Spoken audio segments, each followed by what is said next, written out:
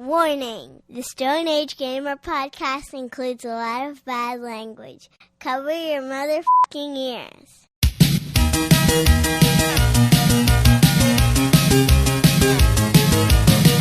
Good evening and welcome to the Stone Age Gamer podcast. I am Kris Randazzo and joining me tonight is surprise crocodile Dan Ryan. Very surprised. I telegraphed crocodile, but still exciting.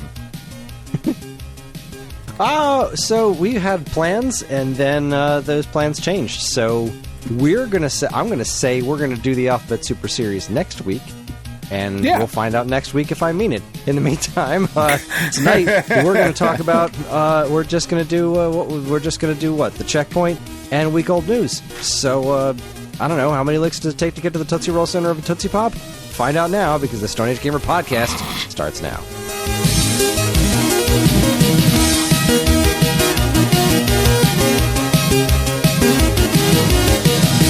Hi everyone, this is episode 583. It is the week of September 12th, 2025, and welcome. For anyone new here, this is the official podcast of StoneAgeGamer.com. Dan and I talk every week about what's happening in the world of video games from a retro gamer's perspective, as well as whatever the heck else is going on in our lives. And speaking of which, how are you doing? Oh, I don't know. I'm all right. I think I'm coming down with something for like the first time in a while, right? Because so much of my last year has been hopped up on steroids and preventatives and chemo and all of those things that I just didn't like. I mean, I got really sick, certainly, but not the typical kind of like, meh, I don't feel good sick. You know, just like I want to go to bed and just watch like Star Wars Episode 3 because it's a comfort movie and just leave me alone kind of thing. And I think that's like where I'm heading, and I'm kind of worried about it. Only because this weekend is opening weekend for football season, and I would like to watch football. Right. Football is...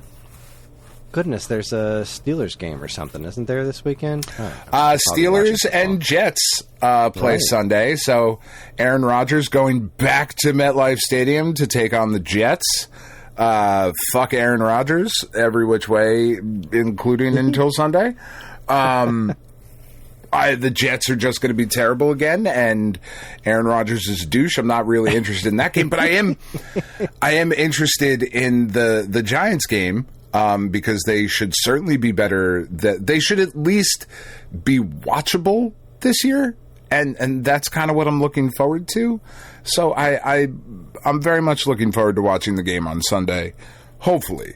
Now, the nice thing is setting the bar real nice and low. Yeah, like watchable football is kind of what I'm looking for. The nice thing is that if I'm not feeling great, I can watch the sports ball in my preferred environment, which is fucking alone. I don't like... I don't know how you feel about watching sports, Kris, but I do not like watching sporting events with other people. Like, at all.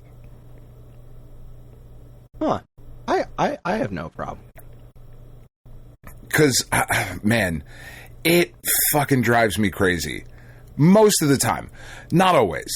Right? Like, if it's a Super Bowl party and my team isn't playing, okay, fine. Like, that's just kind of fun. But I'd still rather just, like, be at home watching the game. Because I genuinely want to watch the game, and I don't want to talk about, I haven't seen you in forever. How you been? You doing good? So, how are things? Like, things are fucking good. Leave me alone. Things are great. That's not Fuck what off. I mean by, if I'm going to watch sports with somebody, we're going to be watching sports together. As in, that's the thing we're here for, not for socializing. Like, if we're going to be talking, we're going to be talking about what's happening on the screen. I don't even want that. I want to hear, good play. Yep. That's like the conversation that I want during the game. Oh, did you see that? Yeah, I'm watching it too. Fuck off. Like, but that's really why I don't watch sports with other people very often. because I don't have a whole lot to add. Well, that was fun. We started the show, right? It was like, we're in the show. We're in the shit right here. We're in the shit. Whee! Yeah, this is going to be a weird one this week, folks. Like I said, I feel like I'm coming down with something. I don't know how long we have in us tonight. And, I mean, we're not doing the Super Series because Kris didn't even play Yonoid. Yeah, I certainly... So here's what happened this week. This was the kids went back to school this week. So it was Thursday and Friday have been their first days of school. So it became my mission to make sure that their last days of summer were as good as they could be. And I had a relatively light work week. It felt manageable that if for the last Tuesday and Wednesday I largely spent time with the kids and fit in work when I could, right? I just kind of flipped the script on that. Thing was, we also just money became such a huge problem that we needed to move some things around. And then, like an angel from the heavens, I got offered a trivia gig. So I was like, all right, well, that'll help. But I have to do that. I have to actually make that happen now, which is it's work. I had to put together print out the stuff and it's work. There's stuff that goes in. Come up with a music round, print everything out, make sure my equipment was working the way it was supposed to, set everything up. So that was taking a decent amount of my time. And then Ellie, very super proud of her. She finally learned to ride her bike this week. That's awesome. This was it. The neighbor girls, they were outside practicing their bikes, and they got it. They got off training wheels and they just started going. And that was the last straw for Ellie. So she went out there and she worked on it until she got it. And I was so very proud of her. She made that shit happen. So way to go, Ellie. Very, very proud of her. But then, she was on her bike. It's like, all right, well, let's go for a bike ride. Let's do it. Whatever you want, I'm here. Let's do this thing. So it was just a very busy week. I took the kids to go get ice cream because it's the last day of summer vacation. I got to do whatever I can, right? Whatever I can to make this as fun for them as possible and go out with a bang. And I did. I did a very good job of all that. And then adding the basically a day of Quizzo prep to what I was already doing turned things into it made things a little bit tighter than I wanted it to be, right? Because all right, I've now blown off work a little bit, but now I've got this extra work on top of it. I can still get it done, right? Because it was still a relatively light work week. As long as nothing else goes sideways, I think I'm in pretty solid shape here, but things continue to go sideways. Of course. John had an appointment with a nutritionist today. Obviously, getting them to school for their first day took longer because nobody knows how to drive and there's just a ton of cars everywhere and it's just bad times all around. Getting parked. And what was the other thing? I've just been feeling real slow this week. I'm not coming down with something. It's definitely seasonal allergies. But I have been driving the struggle bus all week long. It's just not been my week. And getting it all together has been very, very, very challenging. And then, so we were putting together sale this week. We had our Labor Day sale over the weekend, and I was putting together the sale, and there was a very specific thing that Ryan told me, don't do this, because if you do this, there's a chance all of these items are going to they're going to wind up in the wrong categories. For some reason, it's some glitch with the way our website works. If you do this in a way that makes sense, like this is the easy way to add all these items to a sale, if you do it that way, then they're all going to, their categories are going to get messed up. It's like, all right, cool. I will not do that. So I didn't do that. And today I learned that like half the items on the sale went into wrong categories anyway. Like I did what I did. Saw that. I moved them into the sale, and then I checked them after I was done. I went and said, okay, let me make sure that nothing screwy happened on an item-by-item basis. And I did it for a little while. I was just checking to make sure everything was fine. Everything was fine. I looked at the items, like, these are all in the right categories, and they're in the sale categories. This is going, all right, I'm good. Let's finish up making the sale. Sale goes up. Everything's fine. Today, a bunch of stuff's in the wrong place. And I'm like, all right, this fucking sucks because I can't figure out why. Like, I don't know. Like, Ryan knew the reason why when he did it, it happened to him. Like, I mean, obviously didn't know why it worked that way, but he knew what the cause was. What caused it, yeah. But I didn't do that, so I don't know what I did that made it happen to some things and not others. So I went through and I started fixing things, and I was going category by category. Fortunately, plush was fine. Stone Age Gamer swag was fine. And I fixed the memory card pros and the Retro Fighters controllers. Those got all out of whack, but I fixed all those. But power supplies got screwed up. And there's like 60 some odd items in there. So I've got to go through all line by line, individual, each item, recategorize all 60 plus odd items, which is what I'm going to be doing during the show. Like right now I'm working on cover art for the video that I made. Right. Because that's what I was doing pretty much up until dinner. I worked up until like just about 6 o'clock. I ran upstairs and I walked Hopper real quick for about 15 minutes. I ate dinner, and then I came down here to get on the podcast. Now I'm just creating the episode art so that I can get the video posted that's supposed to go up on Sunday, and then I'm just going to be working on fixing power supplies before the end of the night because I screwed them up, so I got to fix them. And that sucks. This was the first morning that I was starting to feel kind of normal again. Like I felt kind of okay. You know, I made it to the gym every day this week and did my thing. This morning I went and I was like, all right, I finally feel relatively normal. I woke up on time and made it to and from the gym on time, got the kids to school on time. Like, shit was going okay. And I was like, as long as I can get through today, as long as one more thing doesn't land in my lap, I'm going to get this done on time. And then this category thing showed up. I was like, God damn it. This one more thing showed up. One more thing showed up. Now I can't put... Because I figured I would at least be able to put an hour or two into Yonoid. I figured I could at least do that. And it just, the day refused to allow me to do that. And I was like, son of a bitch. I gotta call an audible. I messaged you when that was... I don't know. It was 5:18 where I was like, all right, we start recording in an hour and a half, and I'm still working. So it's just not happening. It's simply not going to happen for me today. So that's where we are. I'm rather stressed, but you know what? I'm here.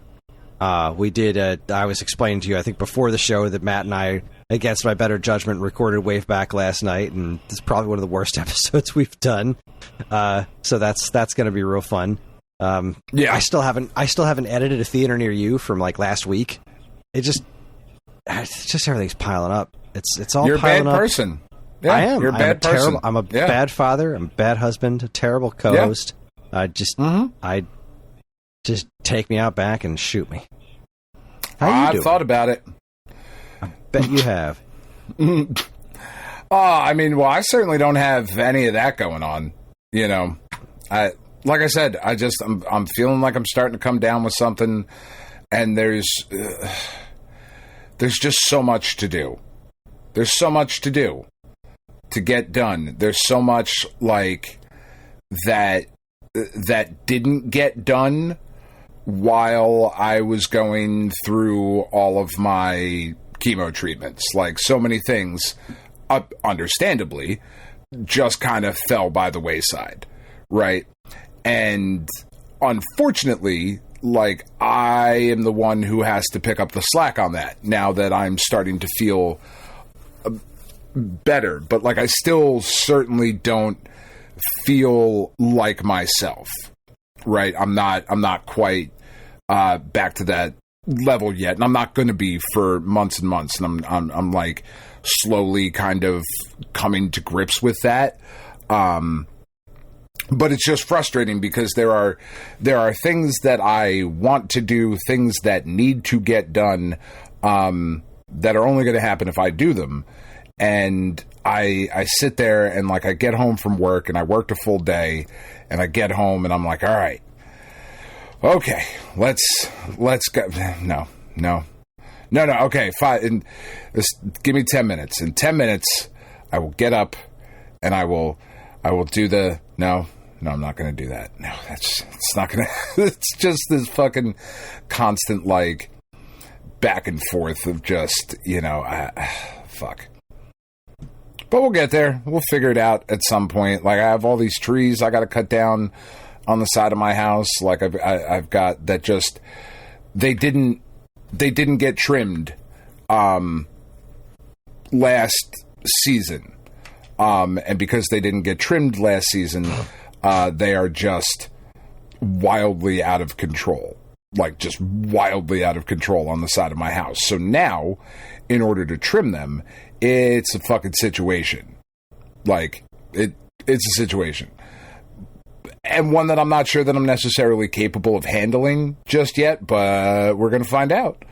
And then like I don't know if I talked about it on the show or not, but like the bricks on our front steps started coming apart. So right now I've got my front steps just kind of roped off so that my mailman doesn't like accidentally slip and retire early, because I have to pay a whole bunch of money. So like I have to go fix that. So I got to learn how to re-brick steps. But it's also been like, I can't go do it in the heat currently in like the state that I'm in. Like there's just no way that I can go out in the heat and get any of this done. And this week has been better, except this weekend, tomorrow, the Saturday after we record is going to be like 86, 87 degrees. Yeah. So it's like, well, fuck, I'm not doing it this weekend. You know what I mean? It's just frustrating. It's been frustrating. But such is life. Such is life. We will persevere. We will persevere, Kris. We will endeavor to persevere. It is what we do. You might not actually make it. My house but we will is a little certainly bit of a mess. Endeavor to. We had John's birthday party, and we haven't really recovered from that completely. It's a thing. it's a thing. Yeah. It's a whole ass thing. My house is messier than I want it to be. Just trying to play catch up, and you know what? It's gonna be okay. We between getting our solar check in the mail and that quizzo that I did, the bar trivia that I did. We're not gonna be okay, but we're not gonna be not okay. So right. That's not nothing. That is not nothing. So we're pretty just close to nothing, but we're just going to kind of work with that and see where the day takes us. So we should probably just like call this the checkpoint, huh? Well, I mean, because we're going to talk.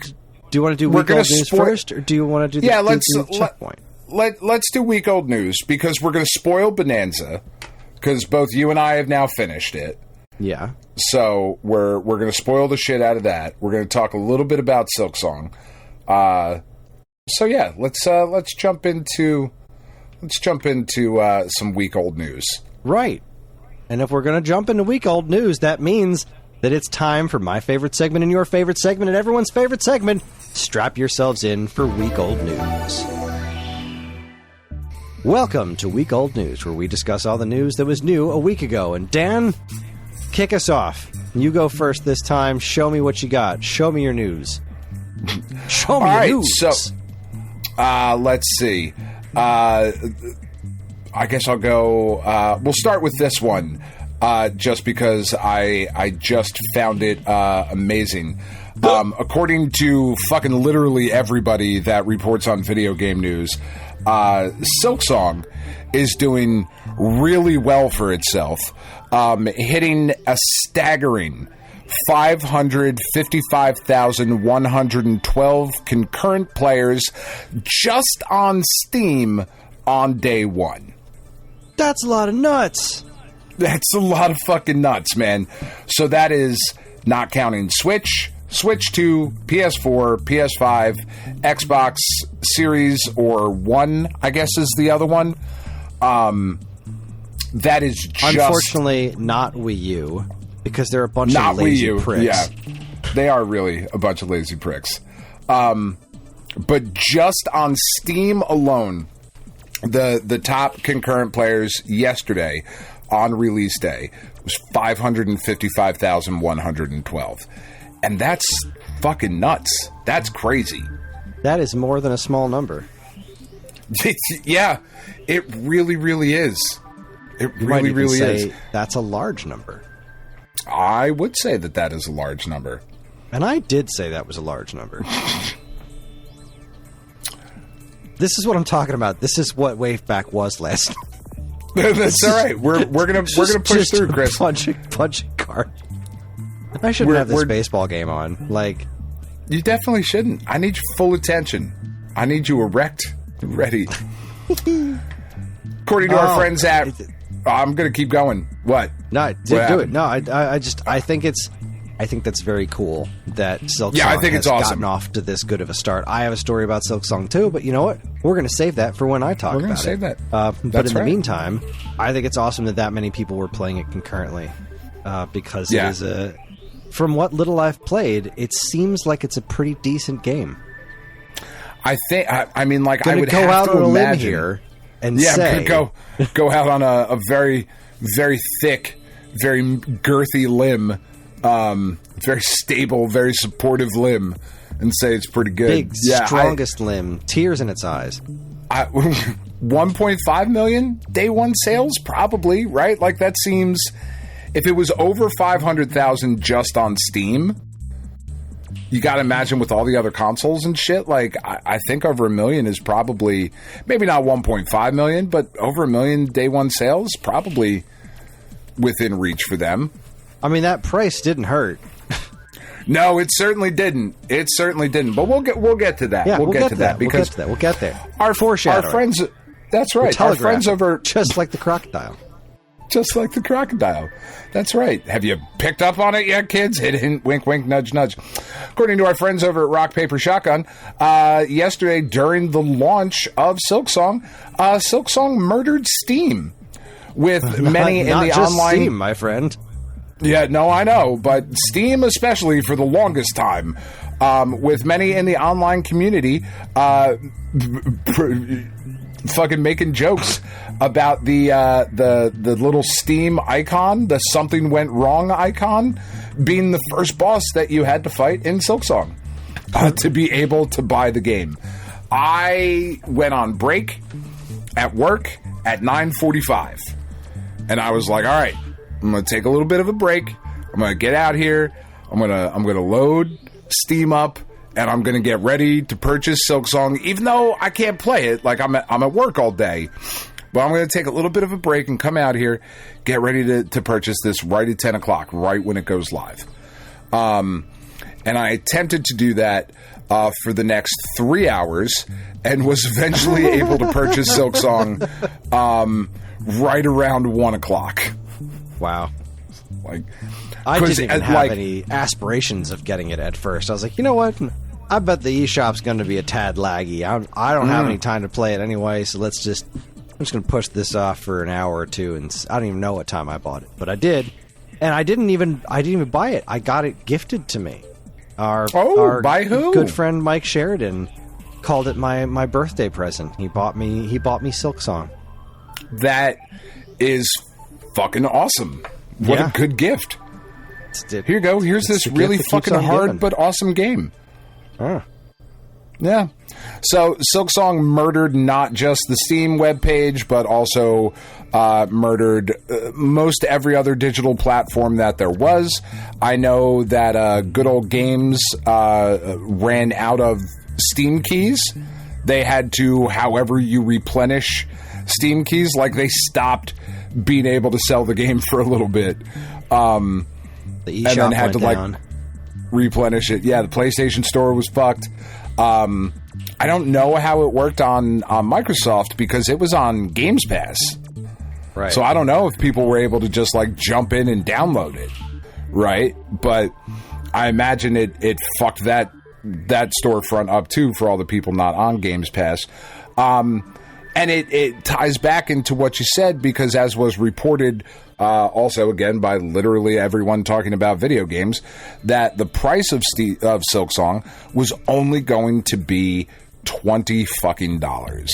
We talked about it a little bit last week because that was the rumored price. It hadn't been confirmed yet. But good on you, Team Cherry. Good on you for charging $20 for this game that you could have put out for $40, and it would have sold just as well. Right? But they didn't need to. They didn't need to. I understand their reasoning, and I respect it very much. I do have an interesting story that goes along with that, but again, we'll foreshadow. We'll talk about that later. But yes, I appreciated the price because, you know, as I said before, you know, the times be tough, the ramen noodles be boiling, as they say. And sure, I do love ramen noodles. Man, if this is going to be a $40 game, I might have to wait. You know, I might have to hang on, which is fine. I got stuff showing up. Eventually, sure. I'm going to have a copy of Shinobi. Eventually, right? It some has point. Now shipped. It's in the mail system, but it's in like North Carolina or something like that. I don't know. It's floating around in the ether. And then, you know, I already, again, Ninja Gaiden Ragebound, I've already paid for. That's going to be available at Best Buy, I think, next week. So Bubsy is in a couple of days. I don't know if I'm getting that in the mail on day one, but we'll see. No, that's the physical one. That's like November. But we'll see if I get a review code or something for Bubsy. I don't know. I got plenty to play, but I was thrilled to be able to have Silksong on day one. So it brought warm fuzzies to my cold pricklies, as they say. Yeah, it is really, really awesome, and it lines or leads us into our next story, being reported by our friends over at Nintendo Life, that a lot of developers have now started questioning how they can charge $20 for their game when Silksong is only $20.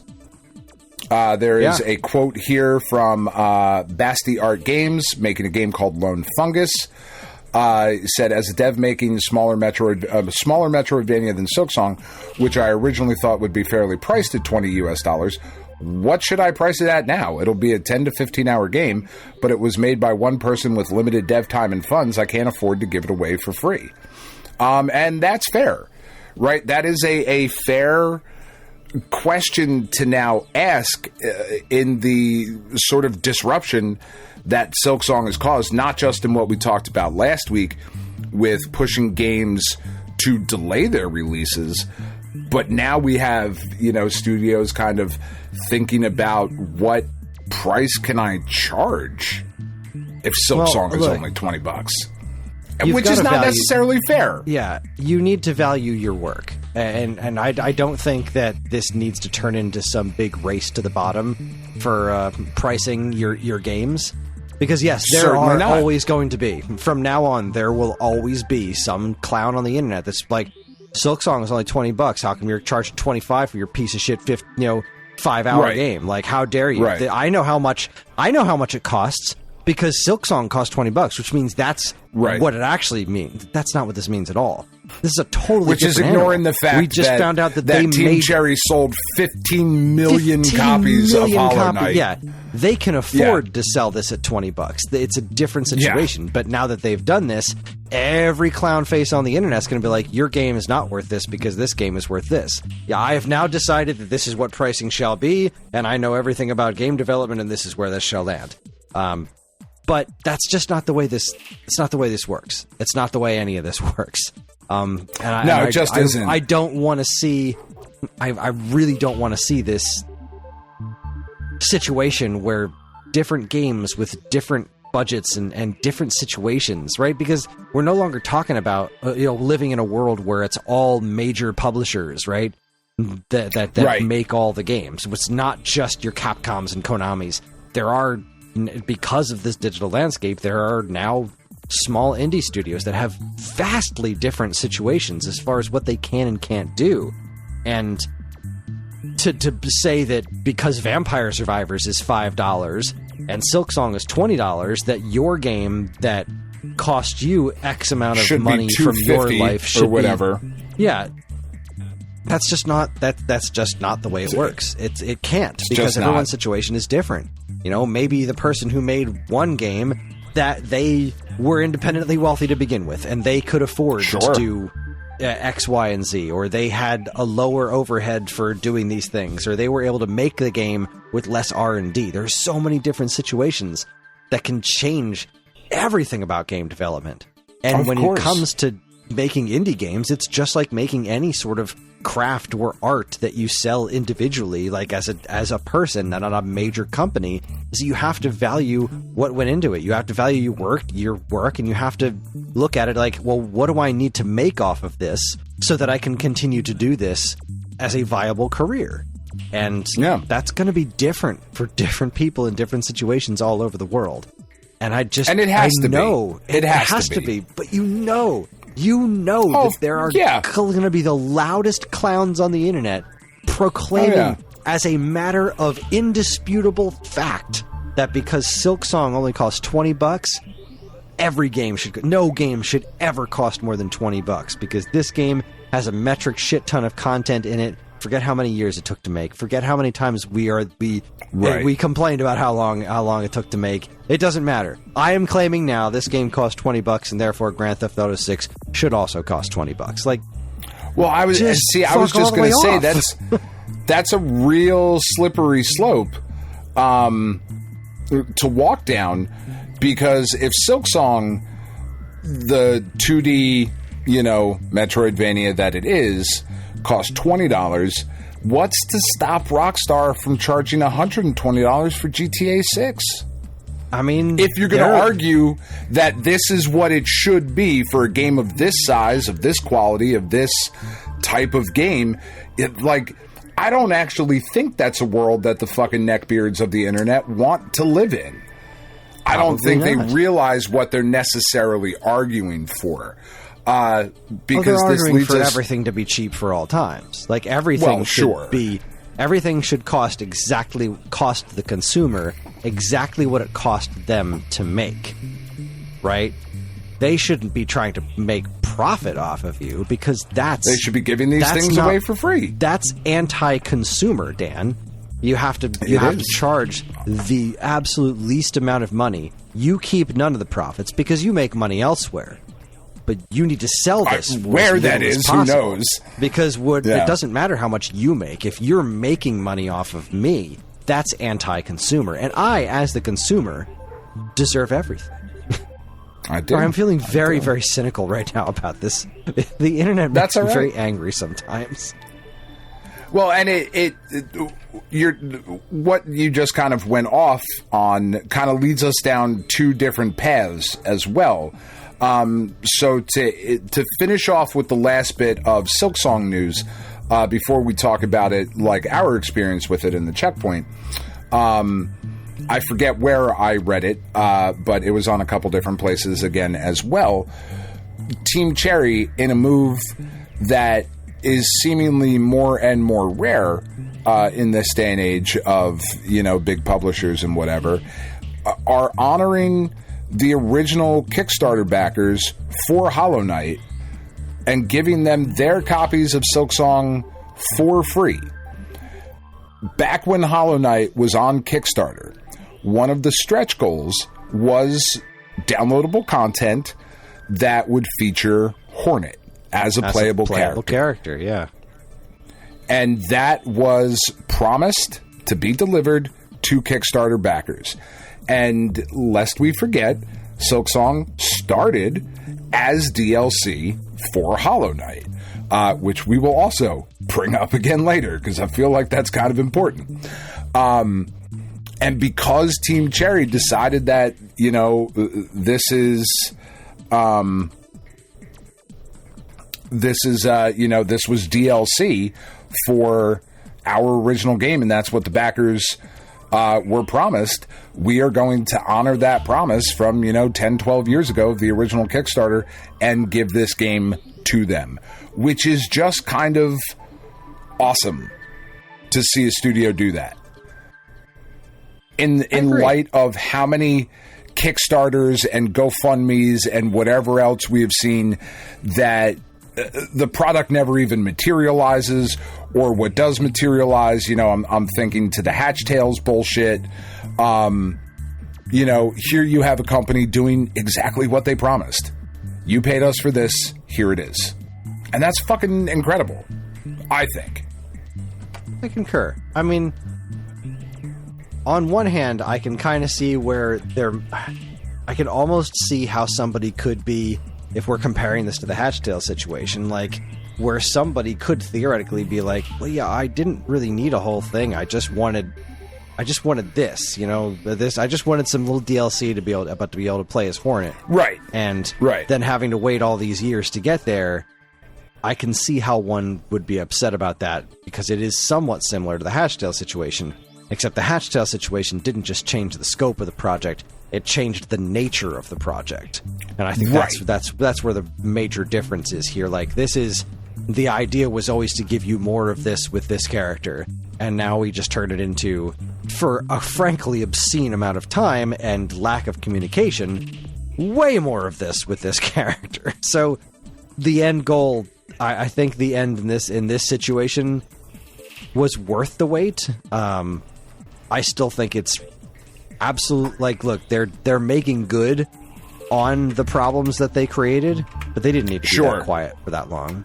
They didn't need to completely shut out all of their backers for years. They didn't need to do what they did. They could have communicated this entire time and chose not to. And that's a real shitty thing to do. But they're making up for it right now. And I appreciate that. They shouldn't have to make up for it. They should have just been openly communicating with people this entire time, because this isn't an independently developed thing. This is something that had Kickstarter backers, which I know there's a big argument about whether or not those are investors or backers or something like that. I kind of view Kickstarter backers as a investor light, because they are quite literally investing their money into something. Yeah. But I understand that it's not exactly the same thing as a full-on investor for some reason. I understand that that's what the reality is. I don't understand why that's what the reality is, but I understand that that's what that is. Either way, they solicited money from people to make a thing. All they needed to do was just continue to let them know that they were working. Just make the thing. All they needed to do was just make the thing, and if they weren't going to make the thing, explain what was going on. That's really it. And they didn't. They failed at doing that. And it became a joke. But for those who threw their money at it, I understand that that's got to be pretty freaking frustrating, because I had that same situation with Hatch Tales. Except, when they finally came out, it was like, you know what? This cute bird game's not edgy enough, so we're going to change X, Y, Z. That shit was dumb. It just and it just makes me so frustrated thinking back to that. But also, I'm glad that they're making up for it. I'm glad that this ultimately seems to be worth the wait, unlike what happened with Hatch Tales. But also, it was a bit of an unforced error. Just write an email. That's all you had to do, and not to completely spoil the article that I wrote for the Stone Age Gamer blog. Which was a good article, by the way. Read it this morning. Thank you. I appreciate it. Was it this morning? Fuck. When did it... Today's Friday. I read it Wednesday. Today is Friday. I read it on Wednesday. Well, I appreciate it. Thank you very much. I kind of covered that in the article, because what you said is 100% right. So the first communication we got about Silksong was on Valentine's Day of 2019, February 14th, 2019, they dropped a trailer, Hollow Knight Silksong. Okay? And just to kind of give that perspective, as I mentioned in the article, my children, who are now 16, were 9 years old when the first trailer came out. So it is a lifetime ago for them. We got a couple of updates in 2019. There was a playable demo at E3 2019. Then the following year in 2020, there was an announcement that they made in June. Then there was a magazine interview in December. So 2 pieces of communication in 2020. In 2021, nothing. They said nothing to anyone. In February of 2022, there was another interview with a magazine or website or whatever. And then there was a new trailer at that year's not E3 or E3, whichever it was, where Xbox said that all the games that were shown were going to be out within the next year. So in February or in June of 2022, we all thought Silksong will be out at the latest in 2023, June, that in 12 months. But in May of 2023, so almost a full year later, Team Cherry came out and said, hey, it's not going to be released this year. And that was the only thing they said the entire year. So from this game is coming out within the year, waiting a whole nother 11 months saying, nope, not coming out. Then they didn't say anything again until February 14th of 2024, which was the 5-year anniversary of the original announcement. And all they said was that they were still working on it. That was a Discord message. And they didn't communicate again and really start communicating with the community until January of this year, 2025. That's nuts. Like, that is why it became such a fucking meme, such a, like, a thing. Every fucking thing that we watched, every not E3 showcase, every Nintendo Direct, everything was Silksong where? Where the fuck is Silksong? And it, you know, it's here. It's awesome. But, man, some unforced errors that they made, which I talk about in the article that you should definitely go read. Yeah. I But the other path that leads us down, right, talking green about path? GTA 6. Yes, the green path. No, talking about GTA 6, is that the, what's the fucking dickhead's name? The guy who's in charge of Rockstar. Nigel Lowry. Okay. There you go. Yeah. Sure. I agree. Okay. Or no, is it Nigel Lowry? It's one of the people in charge over here. Said, it is Nigel Lowry. He's from Devolver Digital. Never mind. But this is a thing where we're starting to go down this path, and it's kind of a weird thing to say. But he said there are AAA games, and then there's quadruple A games, and I'd argue that Grand Theft Auto 6 is potentially the quintuple A game. It's just bigger than anything else, both in scope and scale. And it's like we're now starting to get to a point, right, of like hyperbole and I don't like right. That it's statement weird. Doesn't even make sense. Quadruple. It doesn't. Quintuple A. A quintuple A game. You don't just keep adding A's. Like what are you doing? Well, and because a month ago they were saying that the team working on what was it, Perfect Dark, was a quadruple A team, and it was like, okay, like this is also like you guys don't understand baseball. Like quadruple A is for the players that aren't good enough to make the major leagues. That's like why people say quadruple A. It's not like a positive thing. It's kind of like a shitty dig at somebody of like, you're really good in AAA, but not good enough for the majors. Like, so it really doesn't work like for me as a sports fan, like as a statement.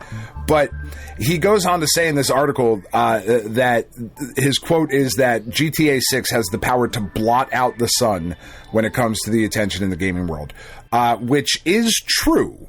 Right? That is very, very true. But this idea of like quintuple A, like where are we even going with any of this is, I think, kind of the question. I don't fucking know. None of it makes any sense to me. Like, what does any of this mean? It's a very weird space to be in. And then, again, like we were saying, if Silksong is worth $20 to Team Cherry because that's what they value their product at with their player base and their whatever went into their decisions for it. Man, like, what's to stop Rockstar from charging $120, $150 for GTA 6? I mean, I'm not going to buy it if it's $50. It's not for me. So they're not like, this price has no impact on my enjoyment of the game. But like, what's the price of GTA 6 where it's not the biggest, craziest, blot out the sun quintuple A thing that comes out next year? I don't know if there is one. Which is, I don't know that it necessarily scary. matters. It's like, it sounds like prestige chasing. Like, well, we need to classify this because it's on a whole different level. Like, right? It's Grand Theft Auto 6. You don't need to do that. You can you have the most successful here it is. entertainment brand on the planet. Just call it a video game because that's what it is. They're trying to market it. So many things are trying. It's all this weird escalation. Everything's got to be like it's like, remember those seasons of Doctor Who where Stephen Moffat was in charge, and it was just like, all right, we've got this. This is going to end this is going to end like everything in the galaxy. The planet. This thing is going to end the galaxy. It's like, all right, cool. Right. Well, where do we go from here? This is going to end. Where do you go from there? This is going to end the universe. Yeah. Oh my God. All right. Well, now, so where are we going to go from here? Like, well, we can't rein it back. What's bigger than the universe? Reality. This is now going to destroy all of reality if we don't stop it. This is going to deteriorate time itself. Like, everything just kept getting bigger, escalating and escalating and escalating. And it just became buried under its own weight. And that's what we're seeing in the video game industry. This quintuple A studios that have hundreds of millions of people working on it for decades at a time, and then it comes out and it's like, cool, it's a game. And I'm sure people will be playing it for another 10 years, just like they've been doing with Grand Theft Auto 5. But yeah, Grand Theft Auto 5 came out on the PS3. Did that need that kind of qualifier? Like, just call it a game. It's one of the things that I respect about what Nintendo does. They'll release something like fucking Captain Toad and Donkey Kong Bananza, and they'll give them the exact same degree of clout. They'll just be like, yeah, this game took way more money to make than the Mario vs. Donkey Kong Game Boy Advance remake, but we're going to stick them on the shelf right next to each other because games are games, right? We're selling fun. And if you think this is fun, then that's cool. If you think this is fun, that's cool. And that's kind of the world that they live in. And that's how kind of where games used to sit. You know, you would still see some of it where it'd be like, oh, well, this is a 64 meg cartridge. Oh, well, that means this game must be enormous. Oh my God. Let me take my dick out. But that was like as far as it got, right? They'd be like, well, this game needed a huge ass cartridge, right? They'd be like, well, Final Fantasy VII's on 3 CDs. Holy shit, it's gotta be the greatest thing that ever happened. And then Panzer Dragoon Saga comes out on Saturn. It's like, well, this motherfucker's on 4 CDs. How big is this game gonna be? Son of a bitch. There's always this weird degree of escalation. Yeah. And like, it seems like we should have learned by now that that's kind of pointless to kind of get into those kind of weird pissing contests, especially in the AAA space, because the AAA space has become so mired with just waste and opulence, and if there's even the slightest problem with it and it doesn't make a bajillion dollars, then it didn't make enough for the studios to consider it worth their time, and everyone's going to get laid off and you'll never see the property again. Hi, Concord, how you doing? Whereas they're like, all right, well, this is how we're going to combat that. We're not going to try to rein things in. We're going to call shit quadruple A. And now they're just like, well, that's not big enough for GTA 6. This has got to be quintuple A and septuple A. We're just going to be like, at a certain point, when's it just going to become B games? Like, oh, it's more than A. Now we've moved to the letter B. We get Roman numerals here. Like, you're just going to keep stacking A's. It's going to be like, this is an A10 game. Like, what the fuck does that even mean? None of this means anything. It's all just a bunch of fucking nonsense. For God's sake, just make video games and make them fun. That's all I want. Just that's make all fun anybody video wants. games. Yeah. I say that's all anybody wants, but it's not. Because it's not. So much of the audience is still mired in that my game system is better than your game system bullshit. Everyone's still mired in this console war nonsense that's just like, everyone's so angry, like, this is status thing. Like, What do you mean this status thing? I play games on the PlayStation 5 Pro, so I'm better than you Switch-owning plebs. I'm part of the PC Master Race.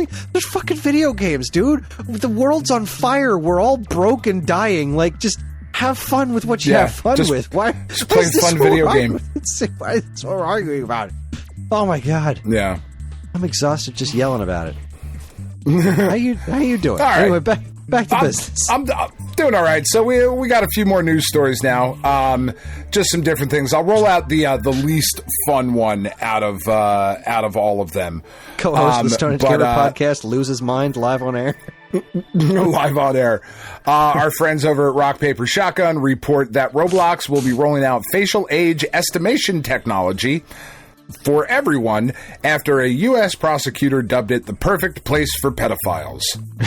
Roblox will roll out selfie-based facial age estimation technology as a mandatory requirement for all of its players as part of efforts to limit communications between minors and adults they don't know. The corporation behind the massive game, filled with smaller games, many of which are made by young people, say they aim to bring in this measure by the end of 2025. The news is part of a long-term vision for child safety in the wake of the U.S. state of Louisiana's lawsuit against Roblox, where they accuse the game of being overrun with harmful content and child predators. And I gotta be honest with you. They're 100% right? They're 100,000% right. And the fact that we're all just like, yeah, but like it's Roblox, so whatever. Like, Roblox is a breeding ground for fucking pedophilia and child predators and all of this shit, and it somehow hasn't been shut down. I don't really get it. It's very odd to me. My kids used to be gigantic, massive Roblox people. They now play... Roddy is the only one who spends any time on it at all and plays the same game that he has been playing with the same group of people for 5-6 years now at this point. And I used to monitor the messages. I don't anymore because there was nothing to worry about there. You know what I mean? So we were good there.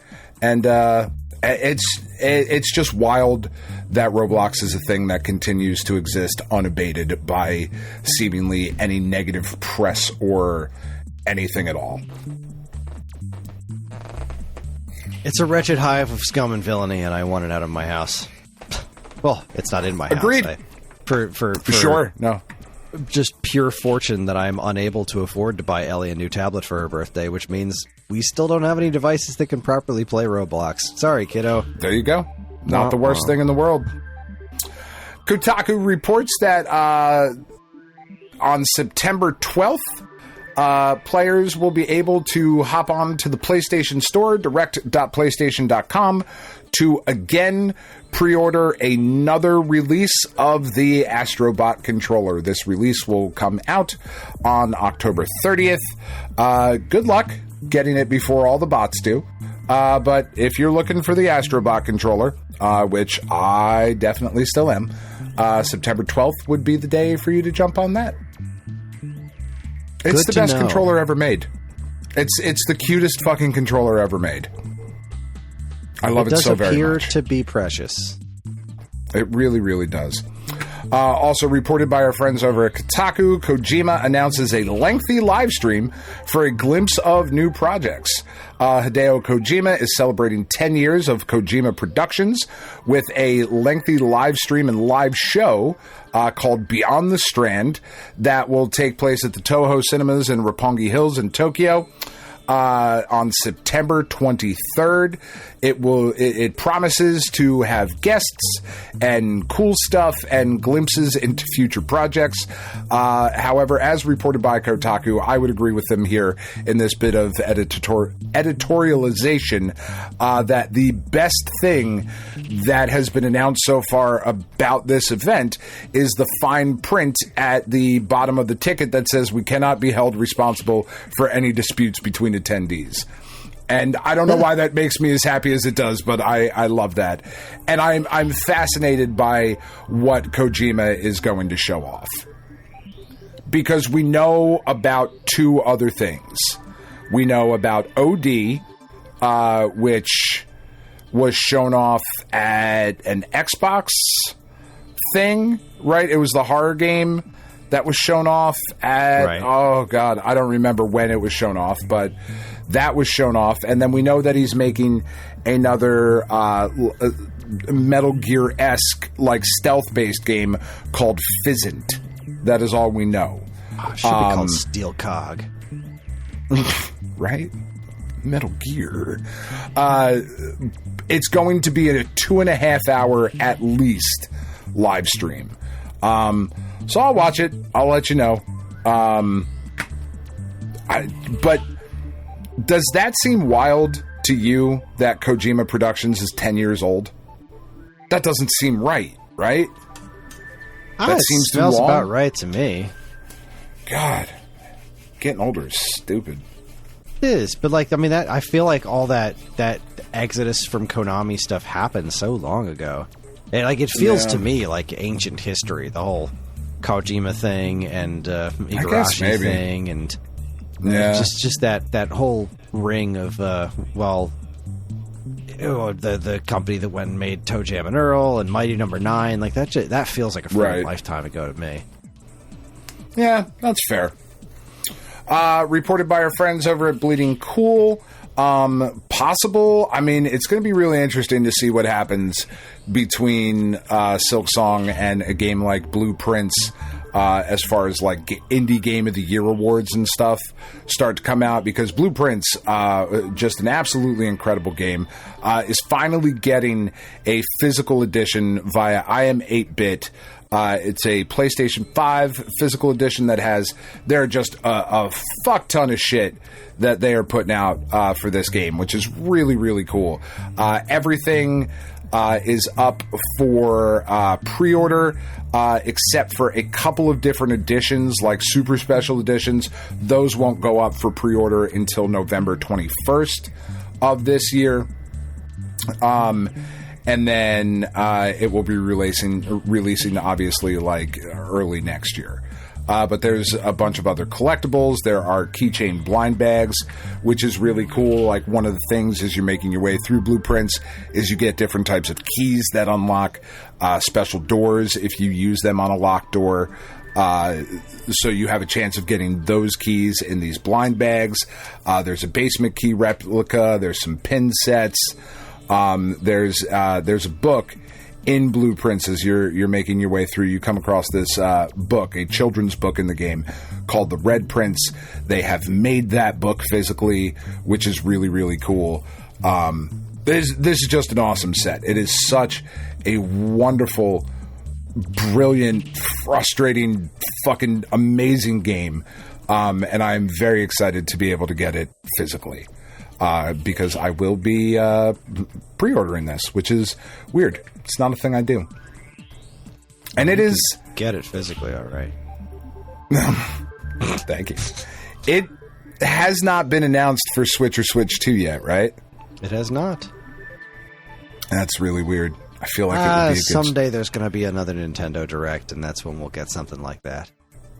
That's fair. Lots of rumors swirling. We're going to be getting a Direct like in the middle of this month, like a proper Direct, which would make sense to me. But, I mean, really, who knows? This is Nintendo we're talking about. We may never get a Nintendo Direct again. 3 left here in the queue. Bleeding Cool reports that Tomb Raider production begins January 2026, and Sansa has been cast Sophie Turner as Lara Croft. Okay. This is a live action series, not a movie. Yeah. And it is the head creator, writer, executive producer, and co-showrunner is Phoebe Waller-Bridges. Like, Fleabag is incredible. Yeah, Fleabag was great. She's Fleabag's brilliant. A pretty different animal from Tomb Raider? But then again, Phoebe Waller-Bridge was in Indiana Jones and the Time Travel of Death or whatever, which was not bad. People hate on it because Harrison Ford was 150 years old and it was pretty unnecessary. All things Indiana considered. Jones and the Circle of Cock Monkeys. It's like, oh, that was a weird title, but yeah. Well, I thought it was pretty. I thought it was good. I enjoyed it. I enjoyed it better than Temple of Doom. Yeah, Sophie Turner, like she did some acting in Game of Thrones. Like she's a good actress. She was shit, in my opinion, as Jean Grey. She looked good as Jean Grey, but those movies were just so bad. Yeah, that even Oscar Isaac was terrible in those movies. Like, and that dude's always fucking great. You know, I think the problem here is that where she looked like Jean Grey, I don't think she looks like any iteration of Lara Croft. Like, she doesn't. I get that she's like super fit, but she's just like, it's like when they cast what's his name, oh god, what the hell is his name? Alden Ehrenreich or whatever. The guy that they cast as Han Solo in Solo. Like, he's great. He does all. He's very good. But he wasn't Han Solo. You know what I mean? Like, he just didn't look like look or sound like Han Solo. So I don't know. I think she's a very strange casting choice. But what the fuck do I know? I'm doing a podcast for free in the middle of bumfuck New Jersey. Like, I don't know about shit. These are the people that are making all the money. So they clearly know what I don't. Yeah. I am excited about the possibility of it. I believe that while there have been some good moments of live action and animated Tomb Raider, we haven't quite hit it out of the park yet. And I think it's a series that is really like primed for that. Not making a pun there, but like I think it's. I really have faith in it based on the Fallout TV series. Prime has obviously done their due diligence with that show and made it something truly incredible. I cannot wait for December for season 2 of that show. I am so fucking excited, and I am not a big Fallout guy at all. I have never played one of the games, and I don't intend to, but damn did I love that show. That show was fucking great. So, anyway, staying with Bleeding Cool and staying with Amazon Prime Video, Life is Strange is also set for a live-action series adaptation. It will be adapted into a live-action series for Prime Video with Charlie Covell as the showrunner.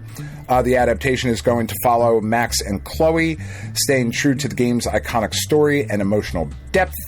It is a live-action Life is Strange thing, and it's very early, but I know people really, really love Life is Strange. I really couldn't get into it, and that's okay. But again, Amazon is building up like a little catalog here of video game stuff, and I think that's a good thing. I'm excited about that.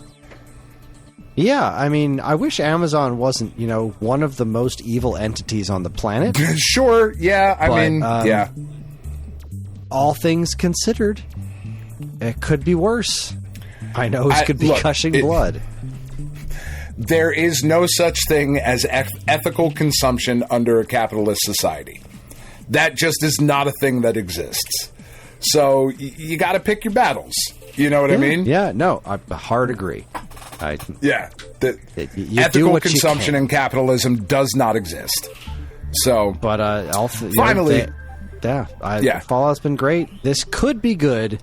It's off to an auspicious start, much like casting wise, much like the Street Fighter movie, which had my head spinning. But maybe we'll talk about that. Oh, I didn't even put that on my list either. But oh boy, we'll talk about that.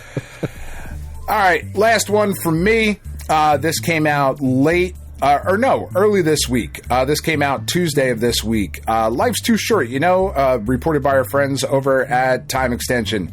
Atari's CEO wants to remaster Snatcher and the Panzer Dragoon saga, to which I say, fuck and yes, please do so. Yeah, I mean, he bought Night Dive Studios. He's going to fucking use them. Yeah, let's do it, especially for Snatcher. Snatcher is such an interesting piece for an auteur, if you will, as renowned as Kojima is. Snatcher is such an interesting piece of his history that is not easily playable, right? It just isn't for a lot of people. So that, I think, would be such a huge, huge thing to be able to also hopefully get Kojima involved. But also the Panzer Dragoon saga. That's in a similar situation. It is an unbelievably fascinating game. It is, I believe, famously had its the source code has been lost, which is one of the reasons it hasn't been done. But like, I don't want Forever Entertainment anywhere near that game because the Panzer Dragoon remake for Switch and PS4 was fine. Yeah, it was okay. You know, the House of the Dead remake, again, it's great for $1.50 or whatever I paid for it, but like, it's not a great looking modernization. Like, it doesn't look all that much better than the Dreamcast version, which is kind of freaking sad when you really think about it. Yeah. Like, Panzer Dragoon Saga is freaking royalty for a reason. That game is really, really well done and could really use modernization just so desperately. And as could Snatcher. As could Snatcher. I think both of these games are really, really great. Shockingly enough, visual novels have come a long way since Snatcher. I know. You wouldn't think Which is a weird thing to say, because it doesn't seem like there's a lot of innovation there, but I'm into it. RPGs so also that's have what come I had. a long way since they certainly have. Because I remember Panzer Dragoon Saga was being compared to Final Fantasy VII. It was like, this is the Saturn's answer to FF7. And when you look at what Final Fantasy VII Remake looks like, if they were to drop a Panzer Dragoon Saga remake that looks like the Panzer Dragoon remake, it'd be like, I don't know about that. Oh my goodness, it's Ellie! Hi! Mwah. Hello, my love. Good night, sweetie. Did you have fun at practice? Did you see that your backpack showed up? Yes. Yeah. I love it. I didn't open it yet, but I can't wait to see it in the morning. So cute. You're so cute. All right, go to bed. Get lots of rest. I'll see you in the morning. I haven't seen her all day since I dropped her off at school this morning, because after school she went to her friend's house, and then her friend, she stayed there for dinner, and then they drove her to cheer practice, and she just got home, and I said, I don't care if you interrupt, come downstairs when you get home and say goodnight, because she was here when I was editing the podcast before, and your kid busted and yelled mac and cheese, and I was like, well, if she can do that, that's right, then you can come down and say goodnight to me. So, dude, it's our family. It's life. 'Tis raw and out there for the people. Uncut, flapping in the breeze, flopping, flipping. Yeah. Anyway, well, you that was all I had. Stories, but let's see what I'm sure I did. Yeah. All right. In the My department, we've got Go Nintendo reports Jaleco giving Soldam a physical NES release decades after it was canceled. Wow. So this is it's like kind of like a puzzle game, but it's just getting a full-on English translation. I believe it was originally slated to launch here in North America as this late NES game, and was eventually canceled because the NES was past its prime here in North America, and nobody thought they could sell games on the platform anymore. But here we are. Soldam, Jaleco is just doing the business. They're putting a physical NES card out there into the world, and that's obviously going to hit other platforms too. But the physical NES card was what made me happy. You love to see it. Fantastic. Also, hey, Jaleco's still a company. Yep. I like. When are we getting the LJN and Majesco new themed fucking releases? That's what I'm talking about. Good God. Next up, Go Nintendo once again reports rare Famicom game worth $1,000 sold for just $12 at a retro shop. Nice. Let's see. The game in question is Ego Meikan, which launched for the Famicom all the way back in 1990. This cartridge includes a bunch of replays of Championship Go games, so it's not exactly the most exciting title in the system's library. Mm-hmm. It is a rare one, though, and copies out in the wild can bring upwards of $1,000. That's awesome. Dude walked into a retro shop, bought it for $12. Who scored that shit. Yeah. Yeah. Love that. Oh, phenomenal. I would love for that to happen to me, because I could go for $1,000 right now. One day. Quite possibly. I mean, let's be honest. You would keep that shit. I would blow it on hookers and booze. I mean, naturally. Yeah. That's why I'm in this situation to begin with. Yeah. So Go Nintendo once again, and quite possibly my favorite story of the week. Go Nintendo reports Smash Bros. Melee mod turns a Nintendo cease and desist letter into a playable character. Yeah, it's pretty fucking great. That's pretty great. It's Jigglypuff. I watched the video. It's basically just I don't know if skin's the right word, because you're just a 2D Nintendo cease and desist letter. An Echo Fighter? Isn't that what it's called? Well, that's in Ultimate. Smash? We're talking all the way back in Melee. Echo Fighters weren't even a glimmer in anyone's eye, but it's just a little floating Nintendo cease and desist letter that you can... That's fabulous. It's just beautiful. It's fabulous. I love that. Yeah. Good work, modding community. Well done. All right, let's see. That was the Sophie Turner news. Oh, here we go. Go Nintendo again. Reports that Shinobi Art of Vengeance to get a resolution bump on the Switch. So apparently Shinobi has some issues on multiple platforms. There's been I think we saw in our Discord some talks of like weird crashing errors and whatnot. I have heard elsewhere on the internet. Was having some issues. That is not a Switch-specific issue. Issues similar to that have apparently been not plaguing, but have been occurring on other platforms as well. But that seems like one of the biggest issues that people have been complaining about is a resolution problem with the Switch, which is going to get itself a nice little update. I can't shake the feeling that this game was not quite ready for Showtime. Just on a technical level. It feels that way a little bit. Yeah, because it does. Their previous works, I mean, we're talking Streets of Rage 4 and Wonder Boy the Dragon's Trap were polished to a spit shine before those games came out. And then everything after them was just like, well, we're going to add things that are just going to make this better. And the fact that this... Not fix what's broken. Yeah, this is coming out just a little off, you know. The resolution thing on Switch in particular is one of those things that strikes me similar to Ninja Gaiden Ragebound. Like, wait a second here.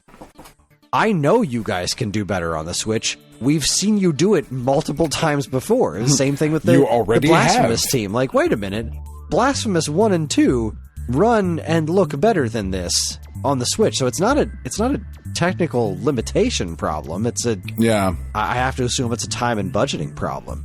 I have to wonder what the deadlines on this were with Sega. Maybe this was just a bigger project than Lizard Cube knew about to begin with. I don't know why the game needed to come out exactly when it did, but I think I would have preferred Maybe they had an inkling about Silksong. Maybe they wanted to get it out with Ninja Gaiden. Like, there's so many ways. It could go. So let's speculate wildly and then state it as fact.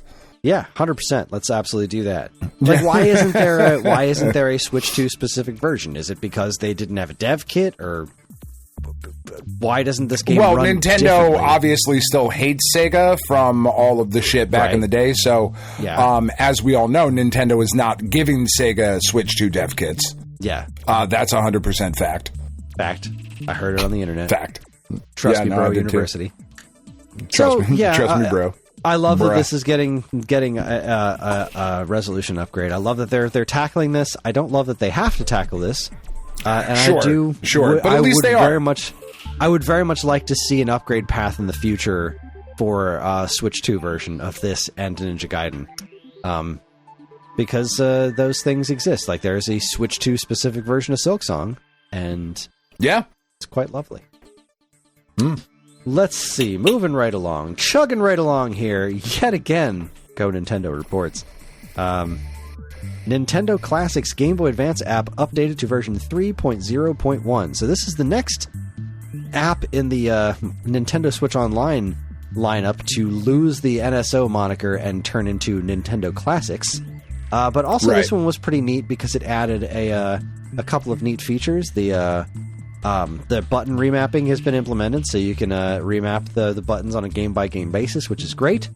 Explanation of controls available for all games, and startup Easter egg can be found by holding the analog stick in any direction while opening the app. So I tried this, and it just gives you the original Game Boy Advance startup screen instead of the that little, the red screen that says... Oh, that's cool, though. What that is, yeah. Yeah. Pretty awesome. Love that, because they did that for the GameCube app as well. You can do the GameCube startup screen. I think it's the same way. Just love it. I love that they did that. I want to see more games being added. They just added new games this week. There's a Japanese game that landed on Game Boy Advance that I am vaguely familiar with. I can't pronounce the name off the top of my head. And Forsaken showed up on N64, which is apparently a really good game. I just remember the ad campaigns. Yeah, that's what I've heard. I don't remember. I don't think I ever actually played the game. I just remember the ad campaigns. The future is Forsaken. Let's see. Silksong crashed everything. We saw that. Ooh, here we go. Time extension reports. We could be getting a new version of NES cult classic Shatterhand. Oh, yes. How did I not mention that one? Natsume Atari has filed a fresh trademark for Shatterhand in Japan, as reported by Gematsu. Originally released on the NES in 1991 by Jaleco. Jaleco again! Natsume's Shatterhand is a side-scrolling action platformer which, despite getting merely average reviews at the time of its release, has since become something of a cult classic. That's pretty neato. Because it's really fucking fun. I would very much like to see Atari drop a fresh Shatterhand on the world. Yeah, that would be good stuff. Yeah. I'm into that. As long as he maintains those totally rad sunglasses. Yes. Oh, well, I mean, you can't really redesign that character. No, he's flawless, top to bottom. Perfect. So this is a very interesting story. This one, I think, just dropped today. Yeah. So, Star Wars Outlaws has been on a bit of a ride for Switch 2. Yeah. What is it? Good Vibes Gaming was all over the news because they had their early impressions up, and they were like, boy, this game is looking real rough on Switch 2. And it kind of... It was. Except it wasn't. Apparently, he issued an apology video, the guy who wrote that thing. It was like, I was just dead wrong. It must have been the conditions that I was looking at, because apparently the game's out now, and it is quite extraordinary. I don't know about the actual quality of the game, but technically speaking, it's being called one of the best third-party releases on the platform. It's got ray tracing. Was it Digital Foundry did a whole teardown, was very impressed by it. And like I said, GVG basically issued an apology video, being like, we took the old one down. I was wrong. Which is, it looked bad in the Nintendo Direct, though. It did look bad in the Nintendo Direct, that's for sure. It looked bad. I don't know. Yeah, that looked rough as shit in the Nintendo Direct. We talked about that. That looked bad. So, yeah. I don't know, man. Something changed. Apparently, they really pulled it together in the end, which is cool. I still have no interest in playing the game. I just don't think it looks very good. I do. I want to check it out. I have so much else to get through, though. Yeah, it's just so low on the list. I really wish that the Jedi games were on the Switch. It's not even close, yeah. Yeah, it's not nowhere anywhere. But anyway, this story is also very interesting regarding Star Wars Outlaws. Star Wars Outlaws dev says a Switch 2 game card release wouldn't be possible due to how the game streams data. So this is actually making a very interesting case for why this game is on a game keycard. Okay. According to Rob Banton, Snowdrop relies heavily on disk streaming for its open-world environments, and we found the Switch 2 cards simply didn't give the performance we needed at the quality target we were going for. I don't recall the cost of the cards ever entering into the discussion, probably because it was moot. So because they were porting this game from, let's see, they were porting this game from the other platforms that they had already made it on, and those games were programmed differently than you would program a game from the ground up for the Switch 2, and that involved a lot of this data streaming stuff. So if they put the game on a card, it would have the game itself would have suffered because of the way it was programmed. So porting it to the Switch kind of necessitated, if you're going to have anything physical at all, doing the game keycard, because it needs to run it off the system's hard drive, not off of physical media.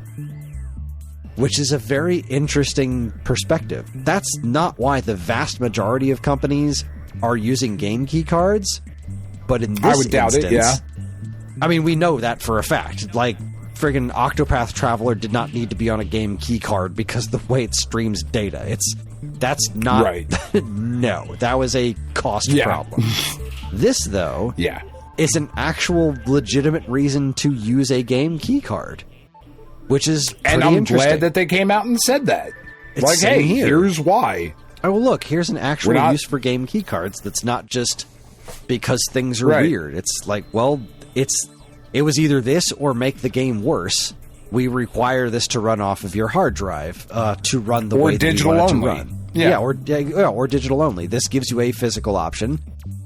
Which isn't, it's not perfect, but at least this makes sense. I thought that was a fascinating thing. It had never occurred to me that there would be a legitimate physical reason to want to put your game on a game key card as opposed to a cartridge.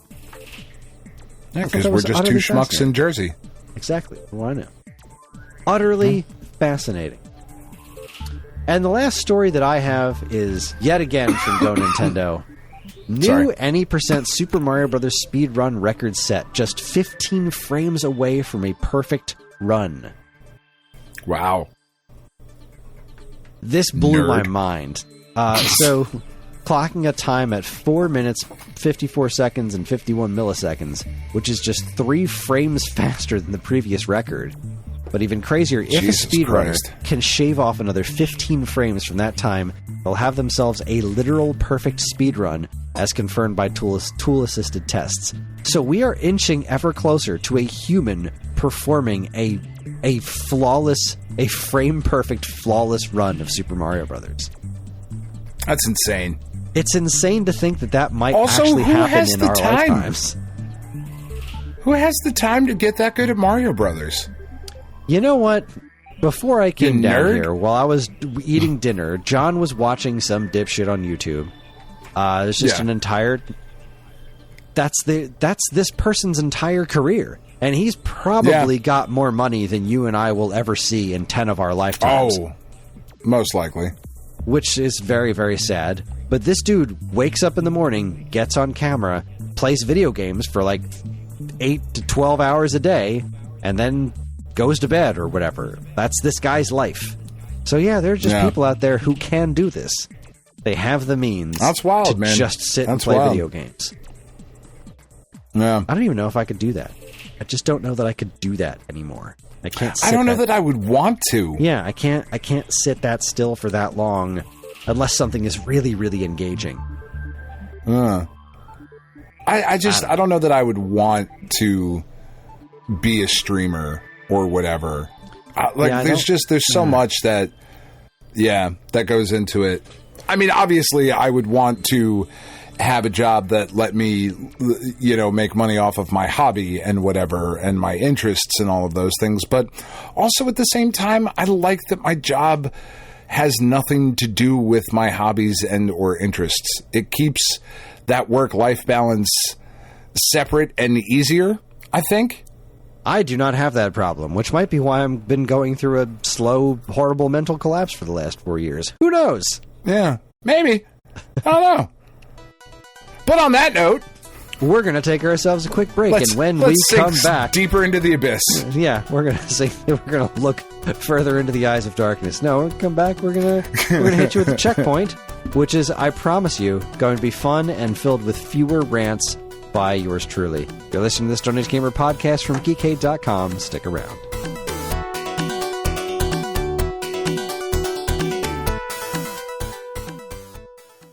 Do you miss the days when you'd get a fresh issue of Nintendo Power in the mail every month?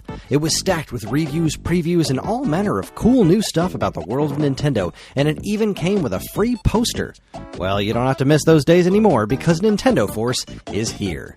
Functioning as a spiritual successor to Nintendo's classic magazine, Nintendo Force is staffed with top-notch writing talent, and me for some reason, to deliver fresh new reviews, previews, and more right to your door every other month. And yes, posters are still included, except ours are double-sided. So if you want the thrill of learning all about the world of Nintendo in physical format, head on over to NintendoForceMagazine.com and learn all about it.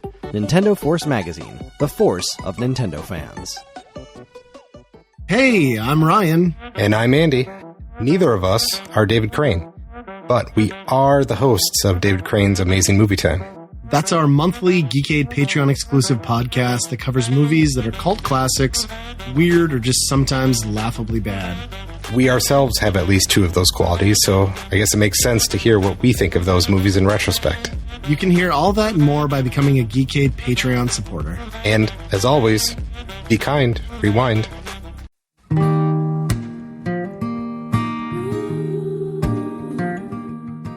We are Safe at Home, the leading dog rescue in the heart of New Jersey. Are you searching for a loyal companion, a dog that will bring love and joy to your home? Look no further than Safe at Home. At Safe at Home, we believe in giving every dog a second chance. We rescue, rehabilitate, and find loving forever homes for dogs in need, right here in the Garden State. Our dogs are ready to make a lasting impact on your life. Each one has a unique story, a wagging tail, and an incredible capacity for love. When you adopt from Safe at Home, you're not just gaining a pet, you're becoming a part of our family. Our dedicated team ensures a seamless adoption process, providing ongoing support and guidance. With New Jersey's beautiful parks, beaches, and trails, you and your new furry friend will have endless opportunities for adventures and cherished memories. Safe at Home relies on the support of compassionate individuals like you.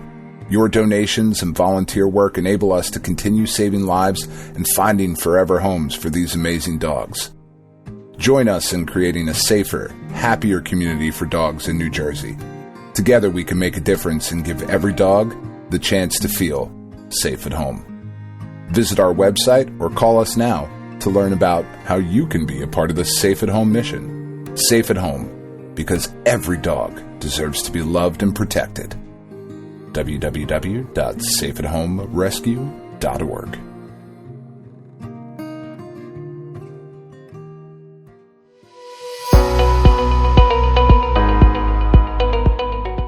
Hi everyone, Kris here.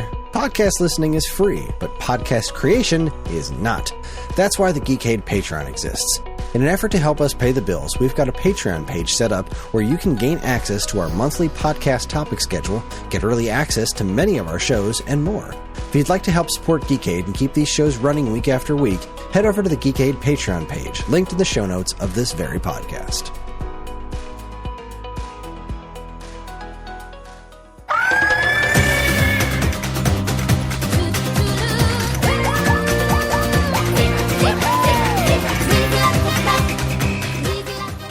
All right, everybody. But we only need to talk about two. We are back. We are back and better than ever. And I thought that after our last week's thing, it would be fun to throw in what else is coming out, right? Because there's been updates. Sure. And the most important update is September 9th. Like, yeah, the Bubsy Perfect Collection comes out September 9th. But you know what else comes out September 9th? What's that? Dunkadillo. Oh, that's exciting. I can't believe I did not know about this sooner, but there is a new Thomas K. Young game coming out this year, coming out in a couple of days. Yeah. And it's about an armadillo that turns into a basketball. I am so excited about that. It just, love it. There was something else, too, that jumped up on my list, I think, and...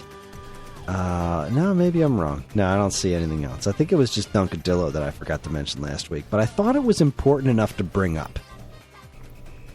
Yo, yo, yo, yo, Dunkadillo. That's from the trailer. I didn't make that up. No, I'm sure you did. That sounds exactly like the way you talk. All right. Yo, yo, homie. now the Dunkadillo. So let's... It's time for the checkpoint. Checkpoint! There's your little sound effect. This is where we talk about what's been going on in our lives, what we've been playing lately. And Dan, you played a little game about an ape going down. I did. So how do you want to do it? Because really, we have two things to talk about, right? We've got Silksong and we've got Bananza. And I've put about an hour into Silksong, and you've put about a half hour into it. You said. You know what? Let's find out. Let's take a look. I'm going to open up the old parental controls app. I'm going to look at my Nintendo Switch yesterday. Okay, I put 50 minutes. So, yeah, we've played it for about the same amount of time. Okay. So, do we want a Silksong first and then jump into the entirety of Bananza? Because I actually don't have a ton to say about Silksong yet. Yeah, same here. I don't have a ton to say about it. Oh, that's the other thing I did earlier this week. Ooh, I do have something else fun and exciting to talk about. All right, well, give me that. Give me that. Okay. Give me the other fun thing. So, since Shinobi is on its way, it has come to my attention that I have never really put any serious time into the Shinobi series before. So I have been trying I was trying to do that earlier this week. With any amounts of free time that I have, I was playing Shinobi games, and I was doing it in just the dumbest order possible. I was kind of working my way backwards. Sure. And eventually I just decided, okay, we're going to try to do this a little bit smarter. So you started with Nightshade or whatever? No, I was PS2. I was playing. What is it? I started with Revenge of Shinobi, then went to Shinobi 3, then went to Shadow Dancer, then went to Shinobi. So let's talk about this in a different order. It's a little off. So I went to with the Wii U because that's where I actually have the arcade version of the original Shinobi. And it's a game that I've played once or twice before. I've played the Master System version as well. Again, not very long. I've never put much into it because it never really latched on to me. But I wanted to give it a serious shot, and I put a decent amount of time into the original Shinobi. I think I got 3 stages in or so, and it's pretty cool. It's the character design is so not what you think of when you think of Shinobi. No. The character on the cover is the ninja with the hood on, and you think about Shinobi, and obviously that bonus stage comes to mind where you're throwing the throwing stars at whoever the hell. But when you're running around in the game, that's just not really what's going on. You're running around with your hoods down.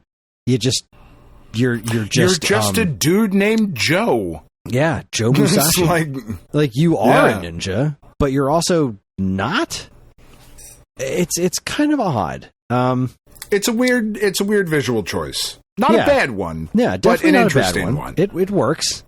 Oh man, I was watching I closed the Phillies game on my phone, and now I can't get back into it.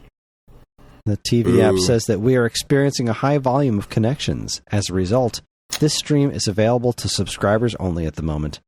That's what I get. You can just refresh a few times, and it'll eventually kick in. Good to know. Unfortunately, when you have your parrot and your peg leg and you're sailing the seas, when the NFL season starts, certain things get more difficult.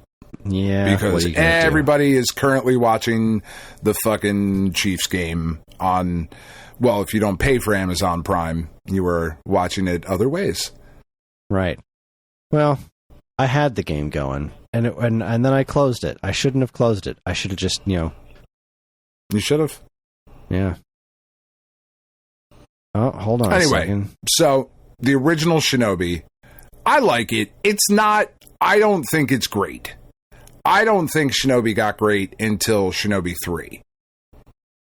And I wouldn't even go so far as to say got great. I think for me personally, I would say Shinobi is good. As a series, it's good. Shinobi 3 is great. And that's about it. So it's fine. Yeah, I it didn't take me that long to actually start getting into Revenge of Shinobi. I didn't love it at first, and the more I played it, I was like, this is actually, I'm finding myself really entertained by this. What are the rest of them like? And I should probably go backwards. Like, I should probably start over again. So, but the only other Shinobi game on Nintendo Switch Online was Shinobi 3, which everyone says is like the best one. So I booted that up and I started playing it. It's like, okay, yeah, this is way better. Like, nothing against Revenge of Shinobi. It was really cool, but damn, this game's actually Shinobi really 3 is great. Yeah. Yeah. So I stopped playing that one and I was like, wait a second. Where can I play Shinobi 1?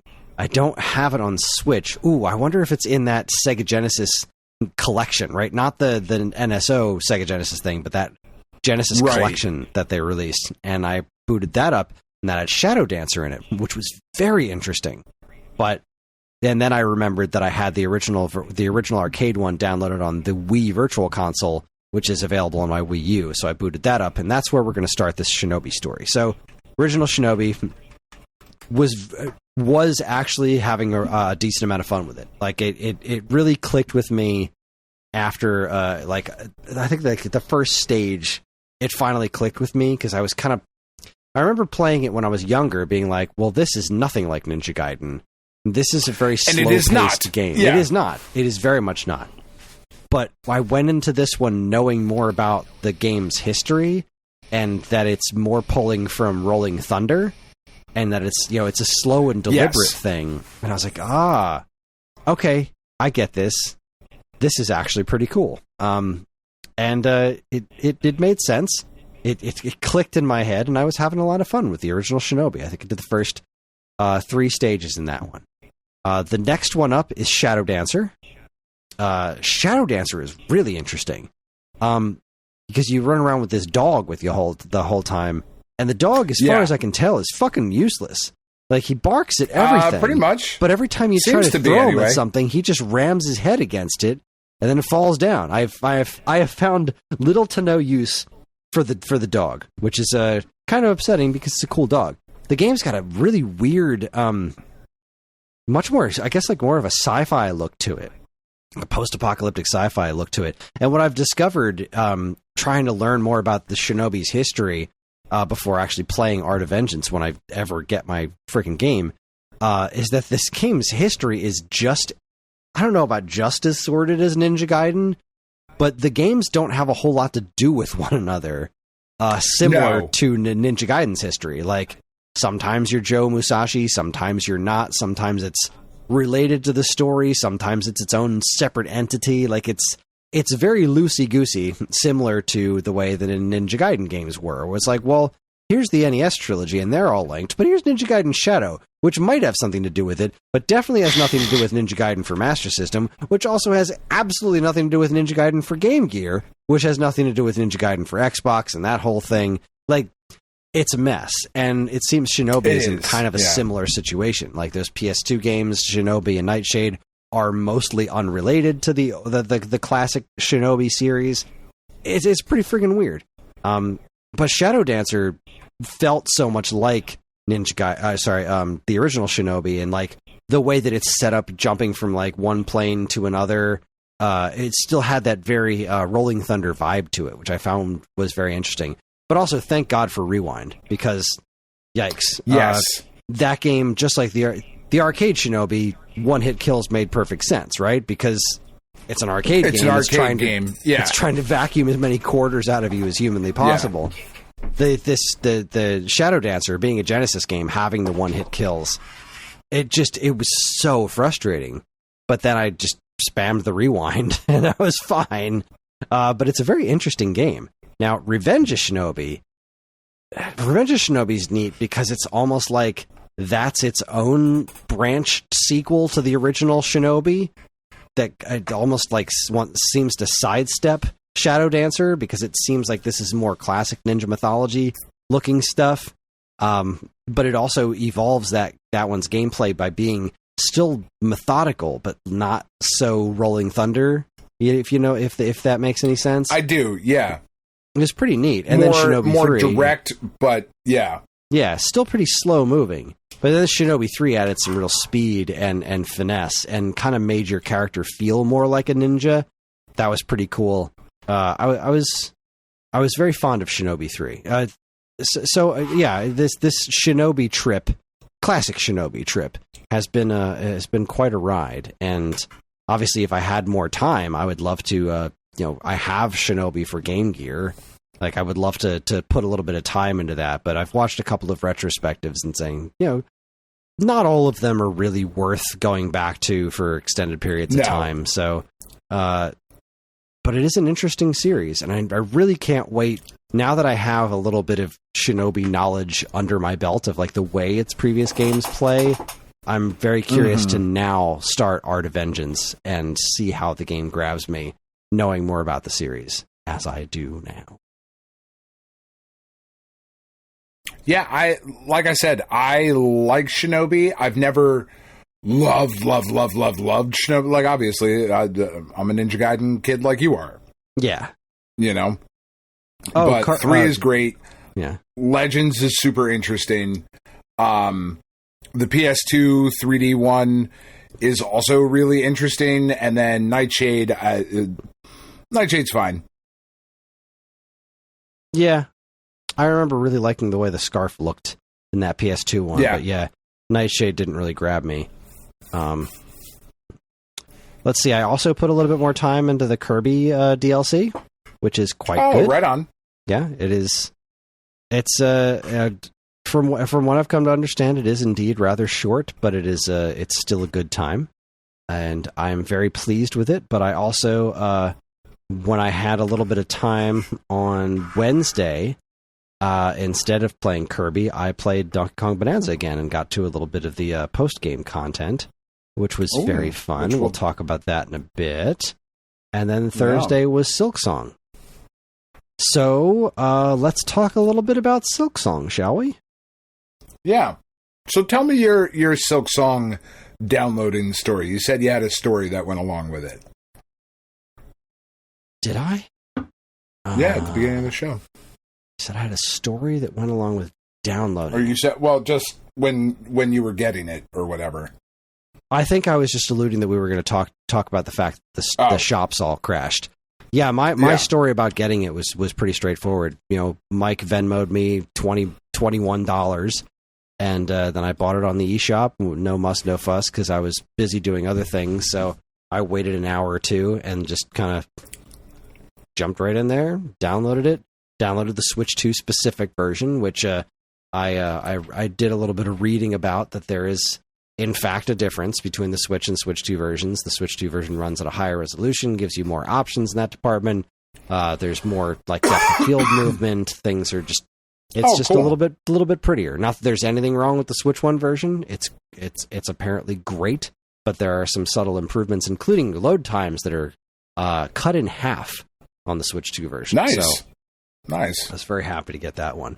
But yeah, it was a relatively painless, except for the fact that I downloaded it and had to get back to work.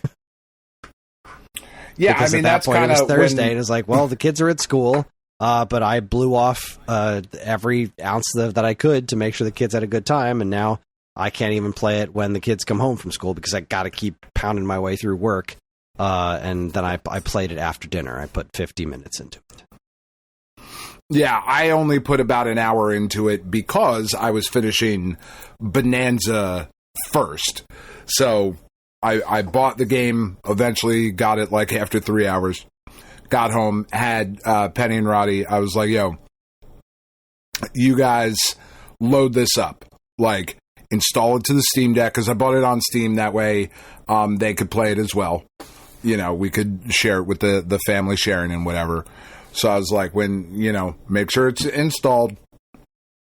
If my controller gets there, because I ordered a controller from our lovely little website. I ordered the 8-Bit Do Pro 2. I know the Pro 3 is out, but I don't much care about a charging dock or swappable button colors. And I really wanted this as the controller that I have kind of tied to my Steam Deck for when I play docked, because of the familiarity in the form factor of it looking like a Super Nintendo controller just with hand grips on it. I fucking love that controller. What a good controller that is. And for somebody who shmemulates in the way that I do, it is kind of the perfect controller to have on the Steam Deck. But I had to finish Bananza, which I did, and then I think we had dinner or whatever, and then we got about 50 minutes into or about an hour into Silksong. And what I was alluding to earlier in the show, with this game originally being DLC for Hollow Knight, this game feels like it starts as DLC for Hollow Knight. Like, there is a difficulty curve and a kind of an expected skill and finesse, I feel, with this game that makes it rather challenging right from the start, which I'm not saying is a bad thing, but I've seen a lot of reactions online of people being like, fuck, this game is hard. And like, I don't know how much you've died in your hour playthrough, Kris, but I've died a few times, and like, enemies are taking 2 masks of damage when they hit instead of just 1, and like, it feels pretty tough, and Hornet moves so much differently than the Hollow Knight. Right. And she certainly moves a lot less impressively than she does when she was trying to kill me in the first game. Yeah, that's certainly true. But maybe we'll get there. There's we stuff will. to She unlock said and all of that we were going to get there. She's flat out tells that one bug, like, yeah, I'm all fucked up right now, but, you know, I'm sure I'll be in fighting shape by the time I reach the top of this citadel or wherever the fuck she's going. Yeah. But boy, did it piss me off because Hornet was pretty fucking nimble when she was trying to murder me, and it's like, all right, finally, I get it was like, remember when Street Fighter 2 happened and M. Bison is just like absolutely impossible, and then Street Fighter 2 Turbo rolls around, it's like, you can play as M. Bison, but he's a charge character. It's like, the fuck he is. Like, he was like psycho-crushing back and forth constantly. He could do that scissor kick over and over and over again. I got to charge for 2 seconds before I can do a scissor kick? Fuck all the way out of here with that nonsense. Bosses are never as fun to play when you play them as their overpowered asses are when they're trying to murder you. Yeah, certainly. I actually have not died yet. I really? did not. I haven't died at all. It was weird. It was very much like riding a bike.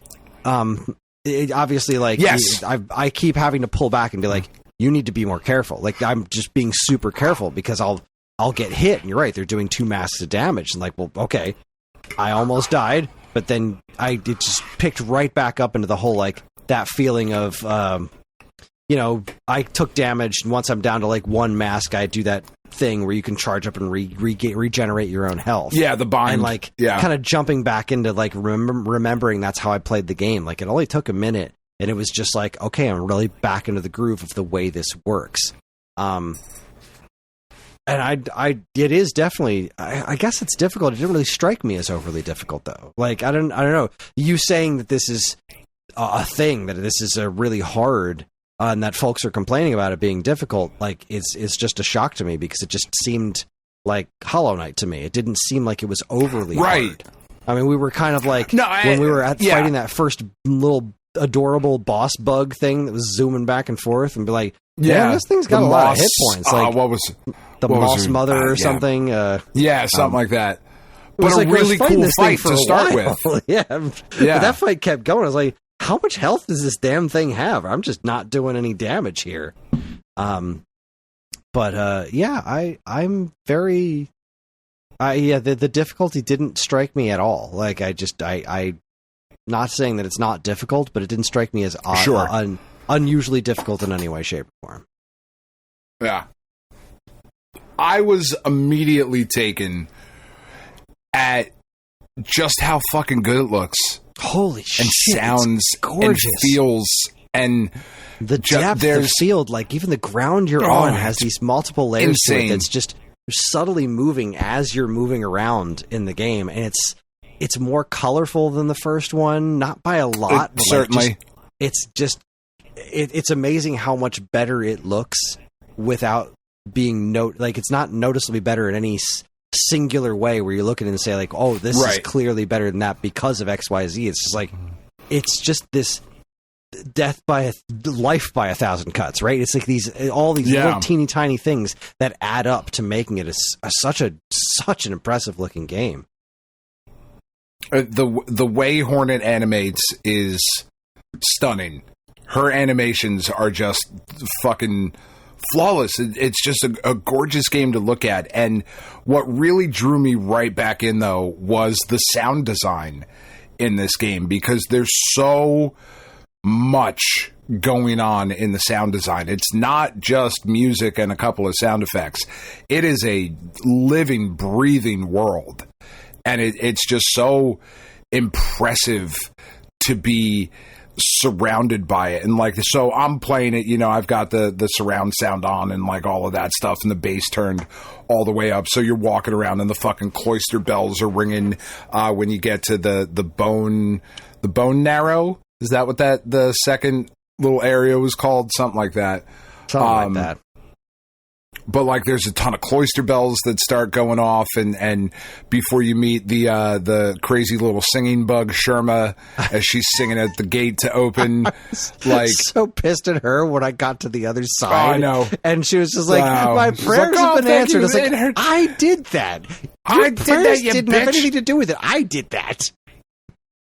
But as she's like banging on her bells and like making the chimes and whatever, like there's just all this incredible sound that's happening. And I was just so immediately enthralled with that game again. And it still pissed me off that the map is apparently exactly like the map in Hollow Knight. Like, you have to equip a fucking thing to be able to see where you are on the map.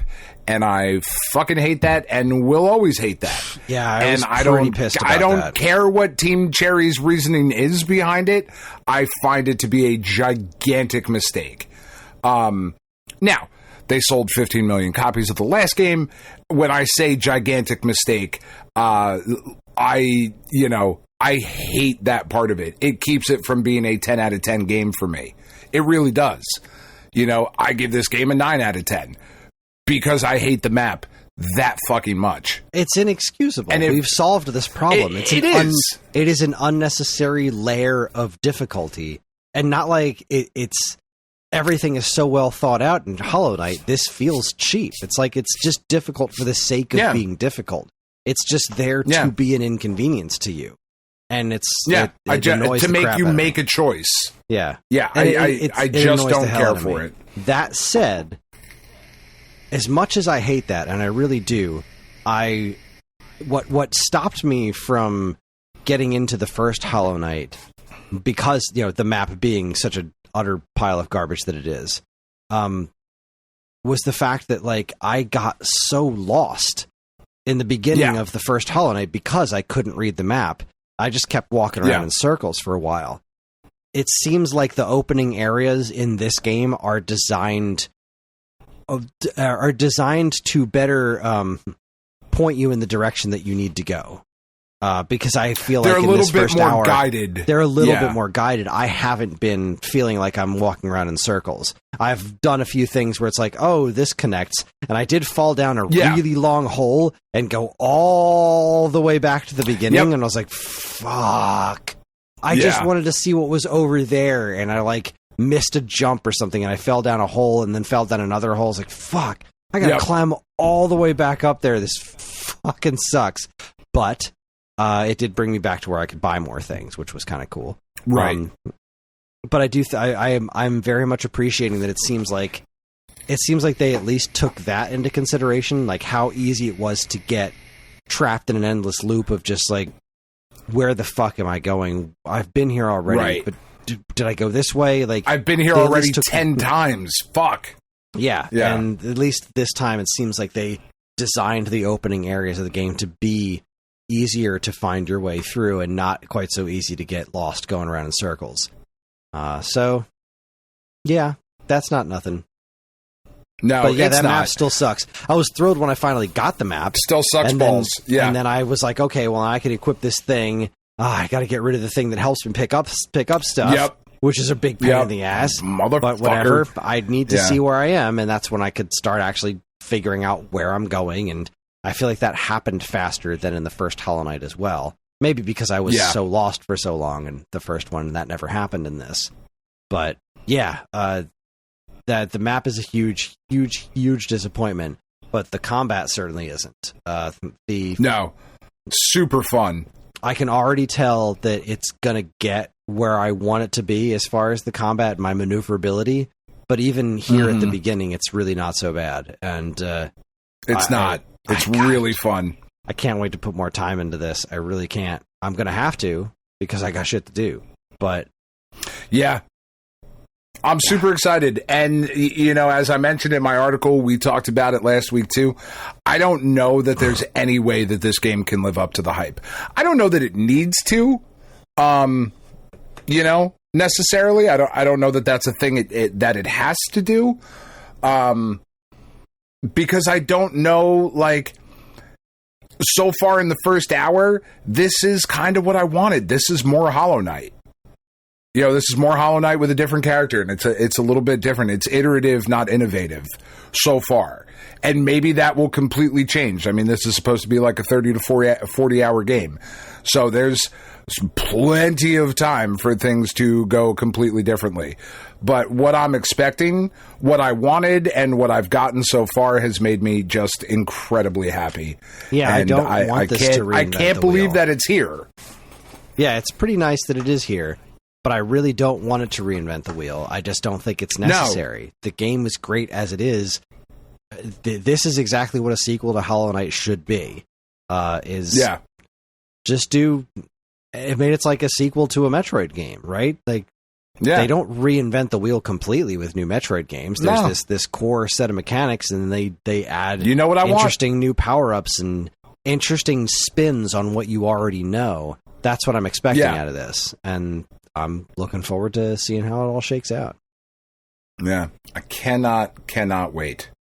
However, you and I have both finished the same video game, which is not something that happens often. You'd think it would, but not here. Yeah, I mean, you would, but not on this show. But you and I have both finished Bananza. You finished it about a week before I did, I guess. Indeed. So I finished it yesterday. And so I think where I'd like to start this discussion is I would like to just ask your raw, in-the-moment opinion. Give me a number out of 10. DK Bananza? That game's getting at least a 9 out of me. That's how big my smile was throughout every facet of this game. Much like Hollow Knight, there is an issue I have with it that's going to keep it, just going to rein it in from being a 10 for me. But yeah, I wonder if it's the same. I wonder if it's the same issue that I have, because my gut reaction, I'm sitting here at an 8.5 for whatever that's worth. I feel like it's an 8.5. So where do we want to start then, going from there? Well, I'd like to finish positive, so let me knock the negative out of the way. Okay, first and foremost. I agree. The thing that kills this game for me, it doesn't kill it. I just give it a 9. Nothing kills it. The thing that knocks it down that point for me is the camera.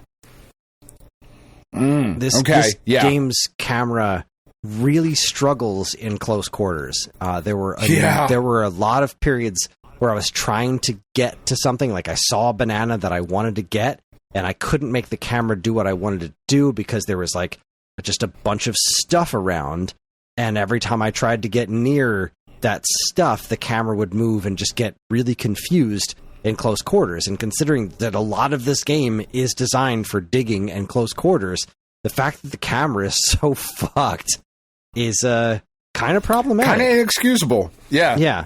I would also say there were a number of times where you would dig down, or I would dig down and end up like I would have the elephant Bananza or the fucking Kong Bananza or whatever, and I would end up down in a hole, and I would no longer be able to rotate the camera in any direction to see my character.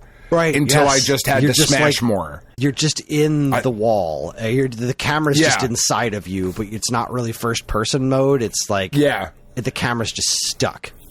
That's a big problem. I would also ding it ever so slightly. I'm going to say ever so slightly for music, because the music that is there is generally great. but there's not enough. There's a lot of non-memorable music. So I think most of the music that's great is rehashes of old songs that were all done just utterly brilliantly. But also there's not a lot of new super memorable stuff. Like, obviously, the Bananzas, that shit's great. All that super cool Gloria Estefan style music that comes. Oh my god, that stuff's fantastic. But like the actual stages, like there was an early stage that had some really nice music to it.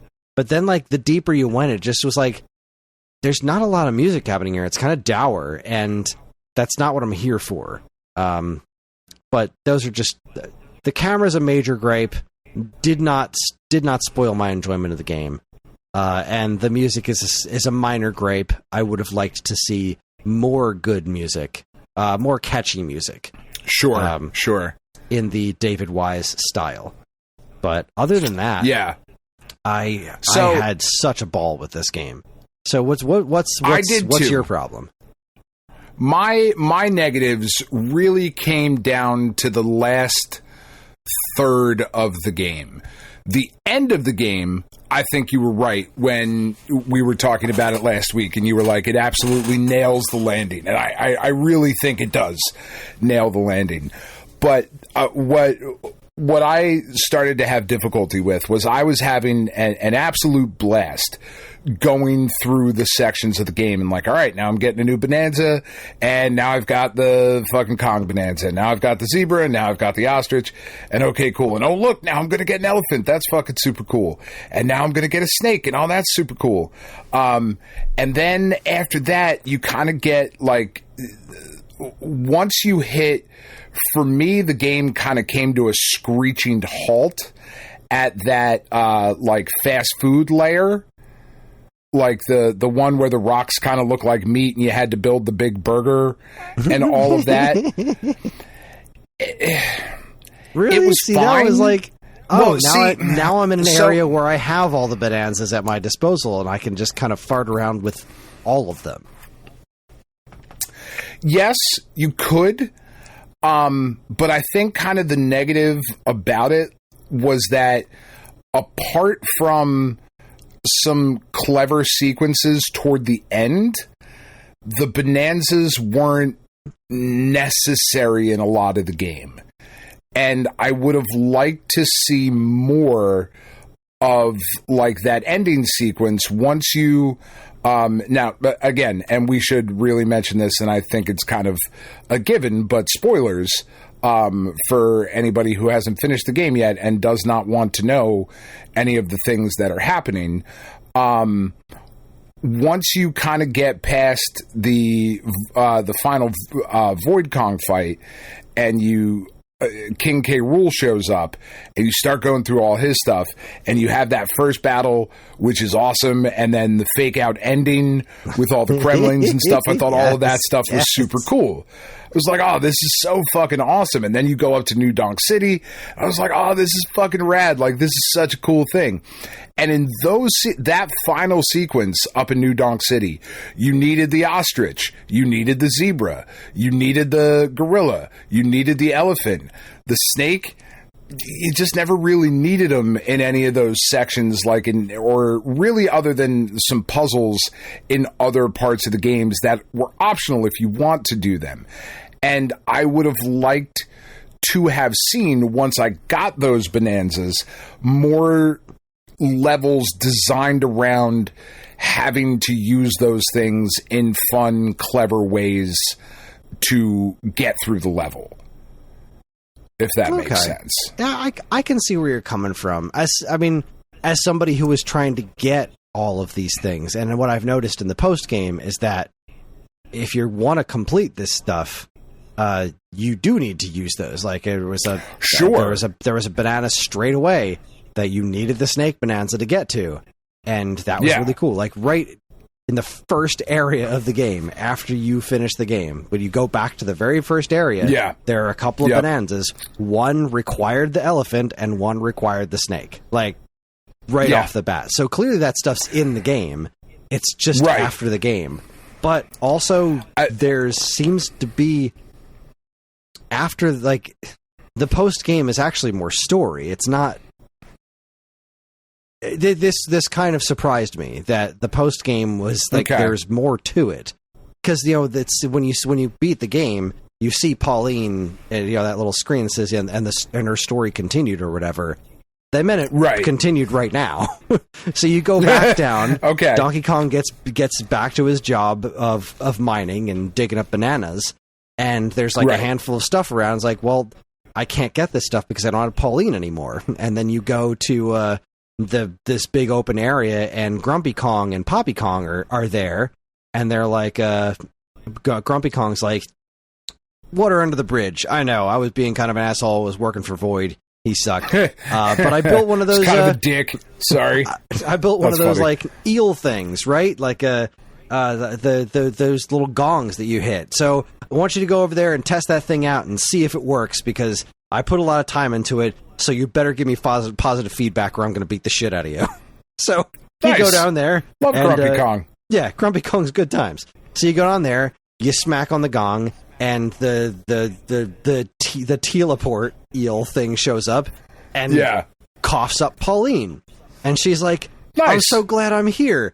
So up in New Donk City, she's gotten herself some sort of gig that like she's gotten a performance that she's got to get ready for, but she has to come up with some sort of original song for it, and she had no idea what to do, and she really wanted to find some sort of inspiration, and she thought, we met all those gurus and they were all kick-ass DJs, so we should go talk to them, and I can try to figure out how to... We should go talk to all the elders. So we got to go talk to all the elders, and that's how you get her back, so that you can get all your Bananza powers back, and then re-travel through the world and find all the pieces, all the extra stuff that you missed, and also talk to them and find out where it goes. Now, I haven't finished the post game yet, because I want to try to...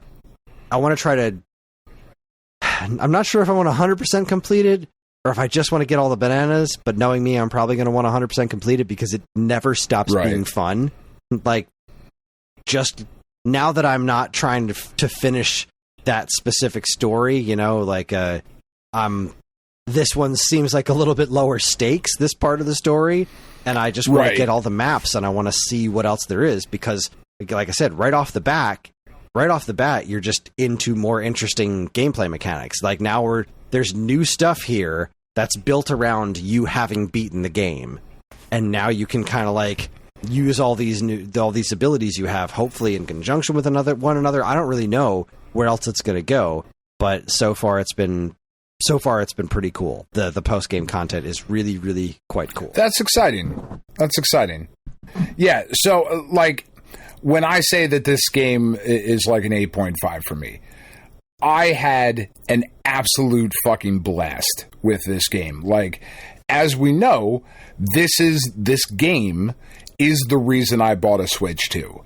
And upon finishing the game, I do not regret my purchase even a little bit.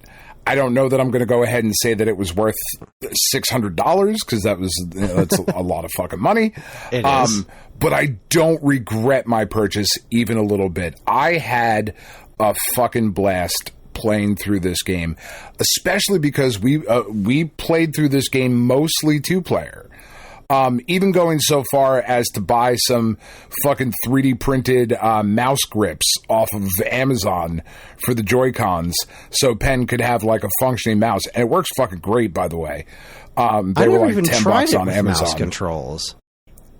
So Penn, as Pauline, was mouse controls the whole time. And it was a little bit difficult for her. So we got, like I said, these 3D printed grips that you just slide the Joy-Con into. Yeah. And it was fucking awesome. That's fascinating. And it's certainly think about that. We've only done motion controls for the multiplayer. Okay. And we did multiplayer through a big chunk of the game. Yeah. It's super fun multiplayer.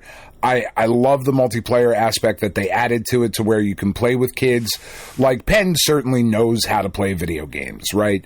It didn't need to be this type of game for her to be able to help out.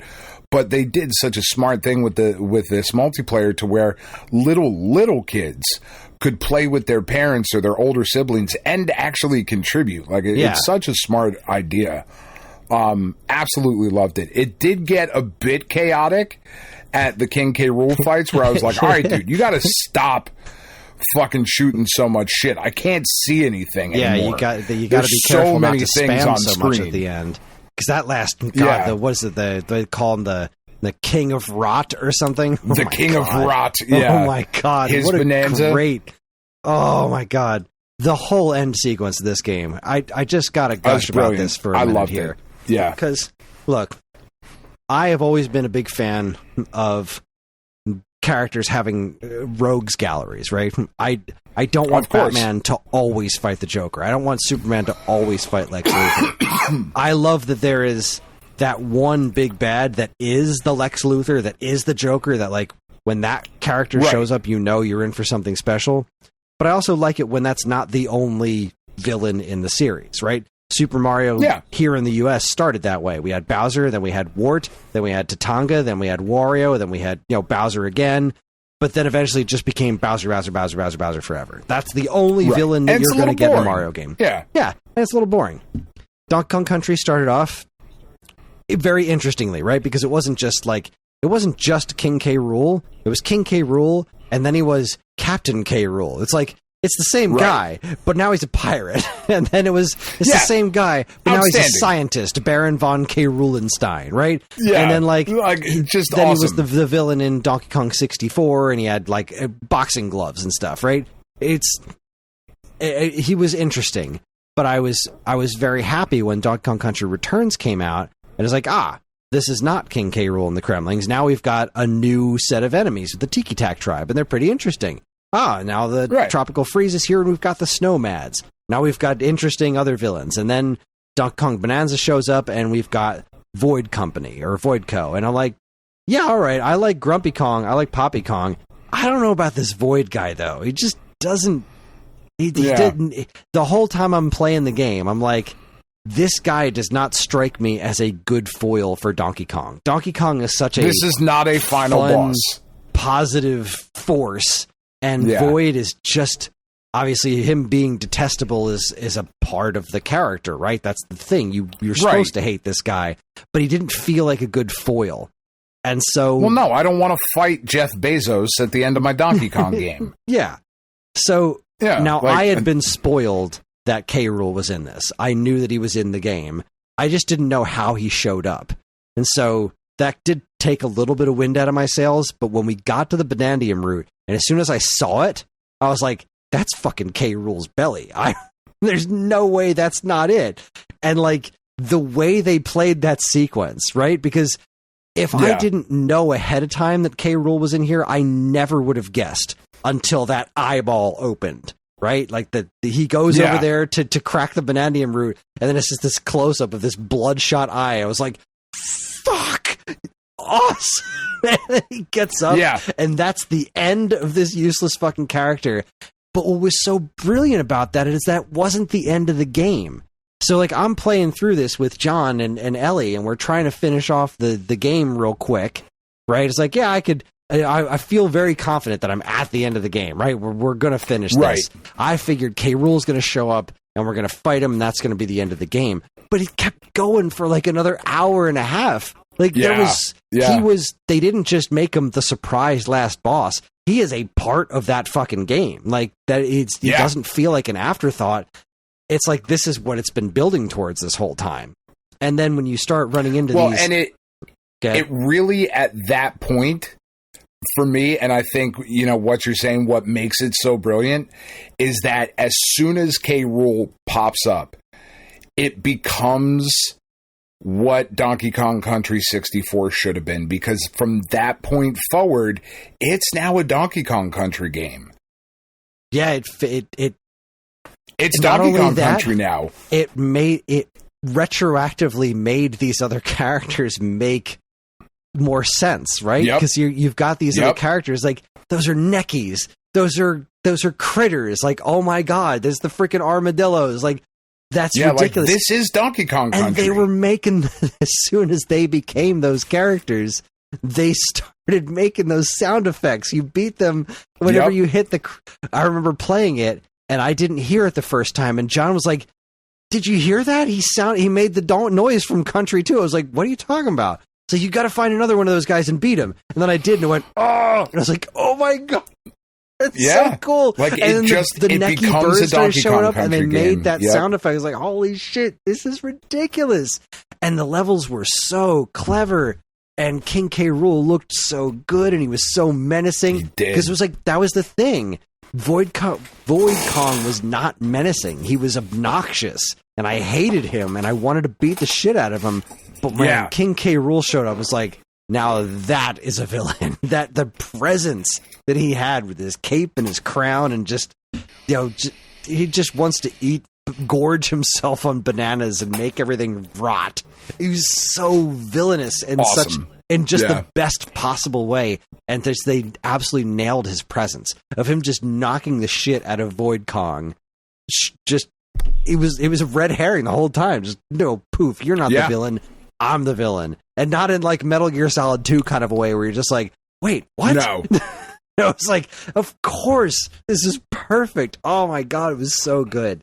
And what you're saying about this is the game that DK64 should have been, I couldn't agree with you more.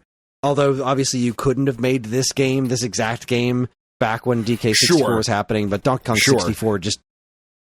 The thing about Bananza versus Donkey Kong 64, and I wrote this in my review of the game that is going up on the site this week, Donkey Kong 64 did not feel like a Donkey Kong game to me. Now, granted, a Donkey Kong game could be so many different things because the brand has been so malleable, but Donkey Kong Country, like the platforming games, they had a very specific, what's the word I'm looking for? Like a routine. That the gameplay loop was bop on bad guys. The gimmick. Collect bananas, bop on bad guys, find bonus levels, right? Those are the three tenets, the core tenets of Donkey Kong Country games.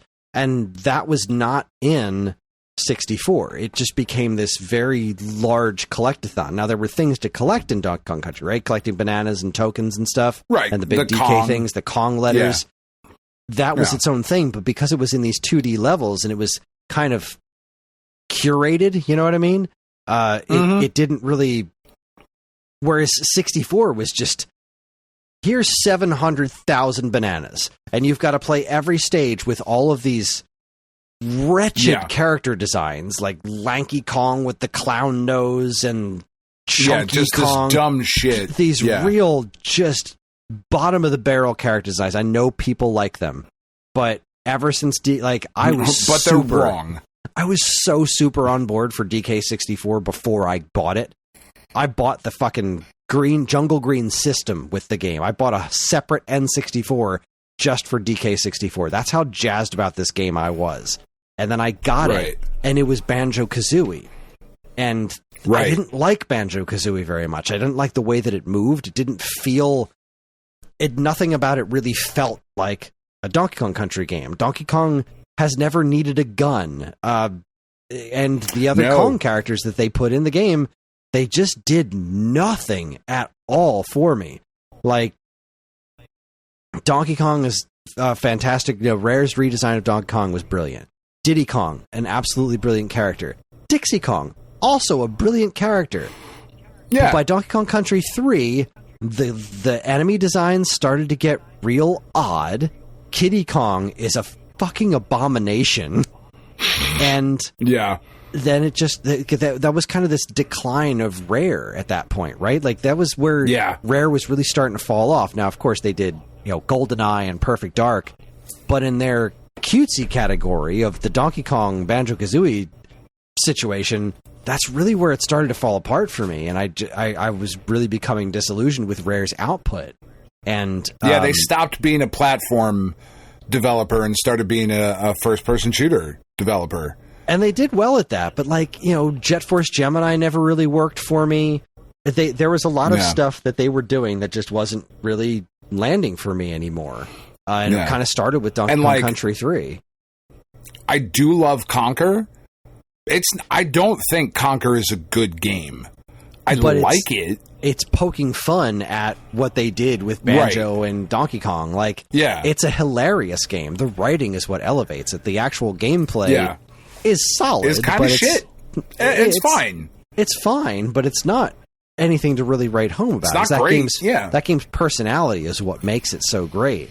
But Donkey Kong 64 didn't feel like a Donkey Kong game to me. Now, Bananza, it was had a very similar feeling to me as Metroid Prime did, where like at first this seems like we're doing something completely different, but like an hour or two into the game, I realized, all right, I'm not jumping on enemies anymore because that doesn't work in 3D. So I'm beating them up. So we've got the combat has the same kind of overall sensation as the overall rhythm to it as it did in Donkey Kong Country. You could roll through an enemy or something like that. I'm not collecting little tiny bananas anymore, but I'm constantly collecting gold like I would collect bananas. And instead of Kong letters, I'm collecting the big banana things. It says, oh, banana. And of course, the fossils are kind of sort of replacing the Kong letters. So like those bigger things like the tokens and the Kong letters have all been replaced by something else. And then there's bonus levels everywhere. You find these little things that are covered up and Pauline has to sing to open them. And then you jump into a bonus level and they're everywhere. They're constant. Just like in the Donkey Kong Country games, you're always finding a hidden barrel or something, and then you go and just like, well, how many of these you collect these bananas in X amount of time, defeat all these enemies in X amount of time. They're the same kinds of things, and like that was when it hit me after I'd gotten my fourth or fifth bonus level. I was like, they really did finally take the Donkey Kong, like the core of what made Donkey Kong Country good, and make it into a 3D game, and it was wonderful.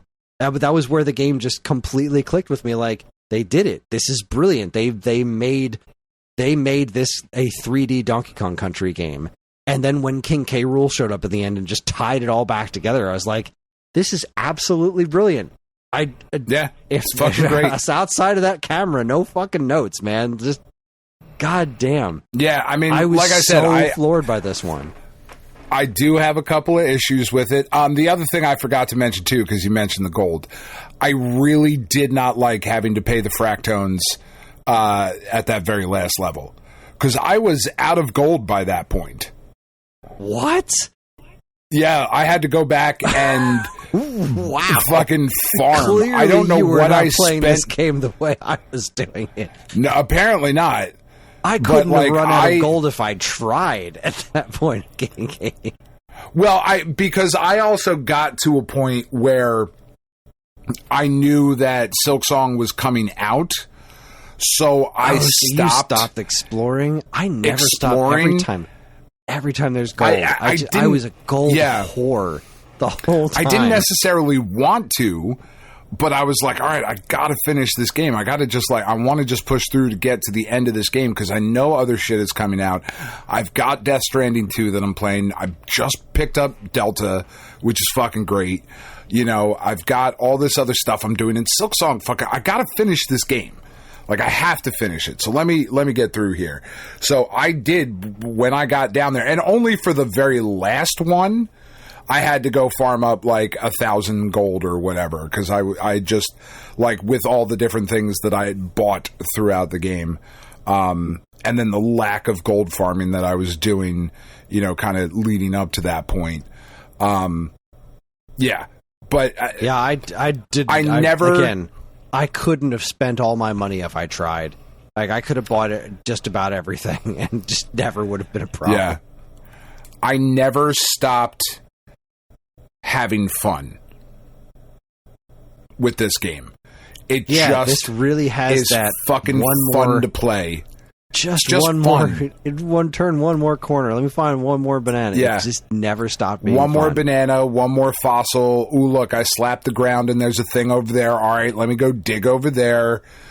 Yeah, like, it's just, I had a smile the entire time I was playing this. I thought it was absolutely a fucking blast. The digging mechanic, while not a new mechanic necessarily to the world, the way that it's been implemented, and I mean the world at large, right?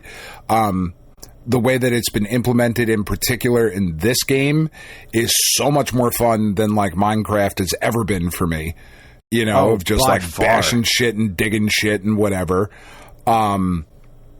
I just fucking loved it. I had so much fun playing through this game. It was just absolutely joyful. And this is the kind of thing where it's like when like this game really captures that Nintendo magic kind of thing for me, right? When I say that I wish I felt about Nintendo the way I did when I was a kid, like this is the kind of thing that I'm talking about. I just absolutely loved this game. It gives me some concern about the Switch 2 going forward because there was some slowdown and some chugging, and you know this game feels like it was really pushing on the Switch 2, and that kind of, like I said, that kind of concerns me. We're pretty early into the Switch 2's life, and we're already coming up against what it can do. Yeah. I mean, which is fine, because if this is what it can do, like, I'm good with that. You know, it doesn't need to do more than this. Like, even with the slowdown. In the interest of being fair, when the slowdown's happening, there's a lot going on. Like, we're not talking like Vampire Survivors here, where they've like there's a shit ton of stuff going on. Like, when they're slow, like that last boss battle against King of Rot, there's so many particles. There's so much geometry. There's so much going on constantly. It's like and then honestly, the slowdown as you're playing as the elephant, you're sucking all that. You're constantly changing the whole world. Yeah, you're changing and then the entire throwing terrain. gold balls at him and like knocking him out of his Bananza transformation. Like all of that shit. Like so this is not to say that there's not a lot going on. It is kind of concerning that we're pushing up against the limits of the system right here at launch. That's kind of what befell the 64, right? Of like, Super Mario 64 was about as good as it got, you know? And that's really good. You still got fucking Majora's Mask and the other one. Oh, God, why can't I remember the name? Ocarina of Time. Ocarina of Time, thank you. I couldn't get Link to the Past out of my head. So, like, there's still some really, really great experiences and impressive experiences on there. And if, like I said, if this is what the Switch 2 can do, this is pretty fucking great. Like, it doesn't really need to do much more than this. But, man, I in general, this is the game that should have launched with the Switch 2. I haven't even thought about Mario Kart World because I have loved this so very much. Yeah, we did play a little bit of Mario Kart World, just like, you know, the kids having friends over and stuff like that. So there was a little bit of Mario Kart World being played, but I just this is the thing. This was it. You know, this was this platform's Mario game to launch with. Yeah. Mario Kart World is just not grabbing me the way that 8 did. It just isn't. I do think it's I great. wanted to. I think it might get there. I mean, I'm playing through it initially. It did for sure. Like playing through those courses that first like month or so. I was just absolutely loving it. But the open world stuff isn't grabbing me as much as I just kind of wish there were more tracks to go through. Like I just want to play classic. I just want to play Mario Kart. Yeah, and the stuff that's there is great.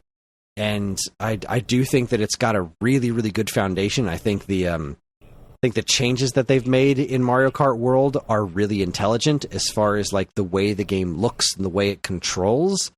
I just want to see more courses. The open world thing isn't doing it for me as much as more courses would. So, but we'll see. I mean, who the hell knows what's going to happen here as far as DLC in that game goes? Nobody could have foreseen how much Mario Kart 8 did with DLC. So certainly, exactly. Who the hell knows? Anything's possible. But back to Donkey Kong, I heartily agree. I think this would have been a bold move because there was definitely some backlash when this game was coming out. There's of course your jackasses on the internet like it's just Mario Odyssey with the Donkey Kong skin.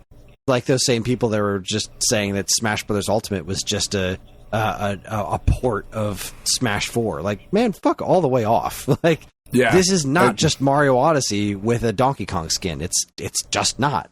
You can say it all you want, and yes, it came from the same development team. Yes, there is some shared DNA there, but these games don't play alike. The gameplay loop is not the same. They're very, very different. Yeah, they're similar, but they're not the same. And I hate how reductive people can be sometimes. I do too. Yeah, I do too. Because blew me away. It's going to be real hard to top this for my game of the year. Perfectly honest with you, I don't know what could do it. Possibly Prime 4. I don't know. If Prime 4 is more like Prime 1 than 2 and 3, we've got a real run for our money here, because Prime 1's one of my favorite games of all time. But I haven't played Ninja Gaiden Ragebound yet. I love Ninja Gaiden. I don't know that it's going to top Donkey Kong for me, but again, we'll see. I haven't touched it yet, so I don't know. But this is definitely I don't even know that this is is going to crack my top 3. And I loved it. But boy, do I have some other shit coming. You love other things in very different ways, so I do. I'm looking at what's left on my schedule for the year, and it's like, yeah, I mean, this is my game right here. This is exactly the kind of nonsense that I'm into. Yeah. So this was always going to be a hot contender for me, but alas, here we are, 9:45. Absolutely loved it. Yeah, with no topic, 9:45. Here we are, 2 hours and 45 minutes later. If you are on the fence about a Switch 2, like I said, I am not going to go so far as to get into your pockets and say that it is worth $600 to pick up this game, a Switch 2 and this game. But what I will say is that I do not regret my purchase. Take that for what it is worth. I'm very happy to hear that. I'm so glad you liked it. It's nice to be on the same page about a game. It is. That never happens. That we both played. Yeah, it doesn't happen as often as you'd think. Yeah. But with that said, I think it is time to wrap things up. It is time for me to spend the remaining waking hours of my day recategorizing AC adapters. And with that, we're going to call it a night. That is our show. Join us next time, I hope, for the Alphabet Super Series. My pick for Yonoid. We've already gotten some feedback on it in the Discord. You've got yourself another week if you haven't tried it yet. I'm really hoping that the kids are going to be back in school full-time starting Monday. So I'm hoping that life starts to normalize a little bit this week. Fingers crossed. I've already got my pick for Z. I'm not giving it out, but I am so interested to see how everybody is going to respond. Color me excited. We're on most social media platforms, and if you want to get in touch with us, we aren't very difficult to find. All it takes is a quick look at our show notes, and you'll see links to our social media accounts, as well as all manner of other fun stuff, like a link to our namesake, StoneAgeGamer.com, and more useful links than you can shake a joystick at. If you'd like to get early access to this show's episodes, as well as a bevy of other shows in the Geekade Podcast Network, check out our Patreon, also linked to in the show notes. It helps keep this show running week after week, and all our patrons are loved and appreciated. This show's theme song, Squared Roots, was written by Banjo Guy Ollie. You can learn all about his wonderful music and more by following the link to his YouTube channel, also in the show notes. And finally, as always, we'd like to thank our intrepid editor, Evan, for making this show listenable for all you folks. And we'd like to thank all you folks for listening in the first place. That's it. On behalf of Dan and myself, keep playing games.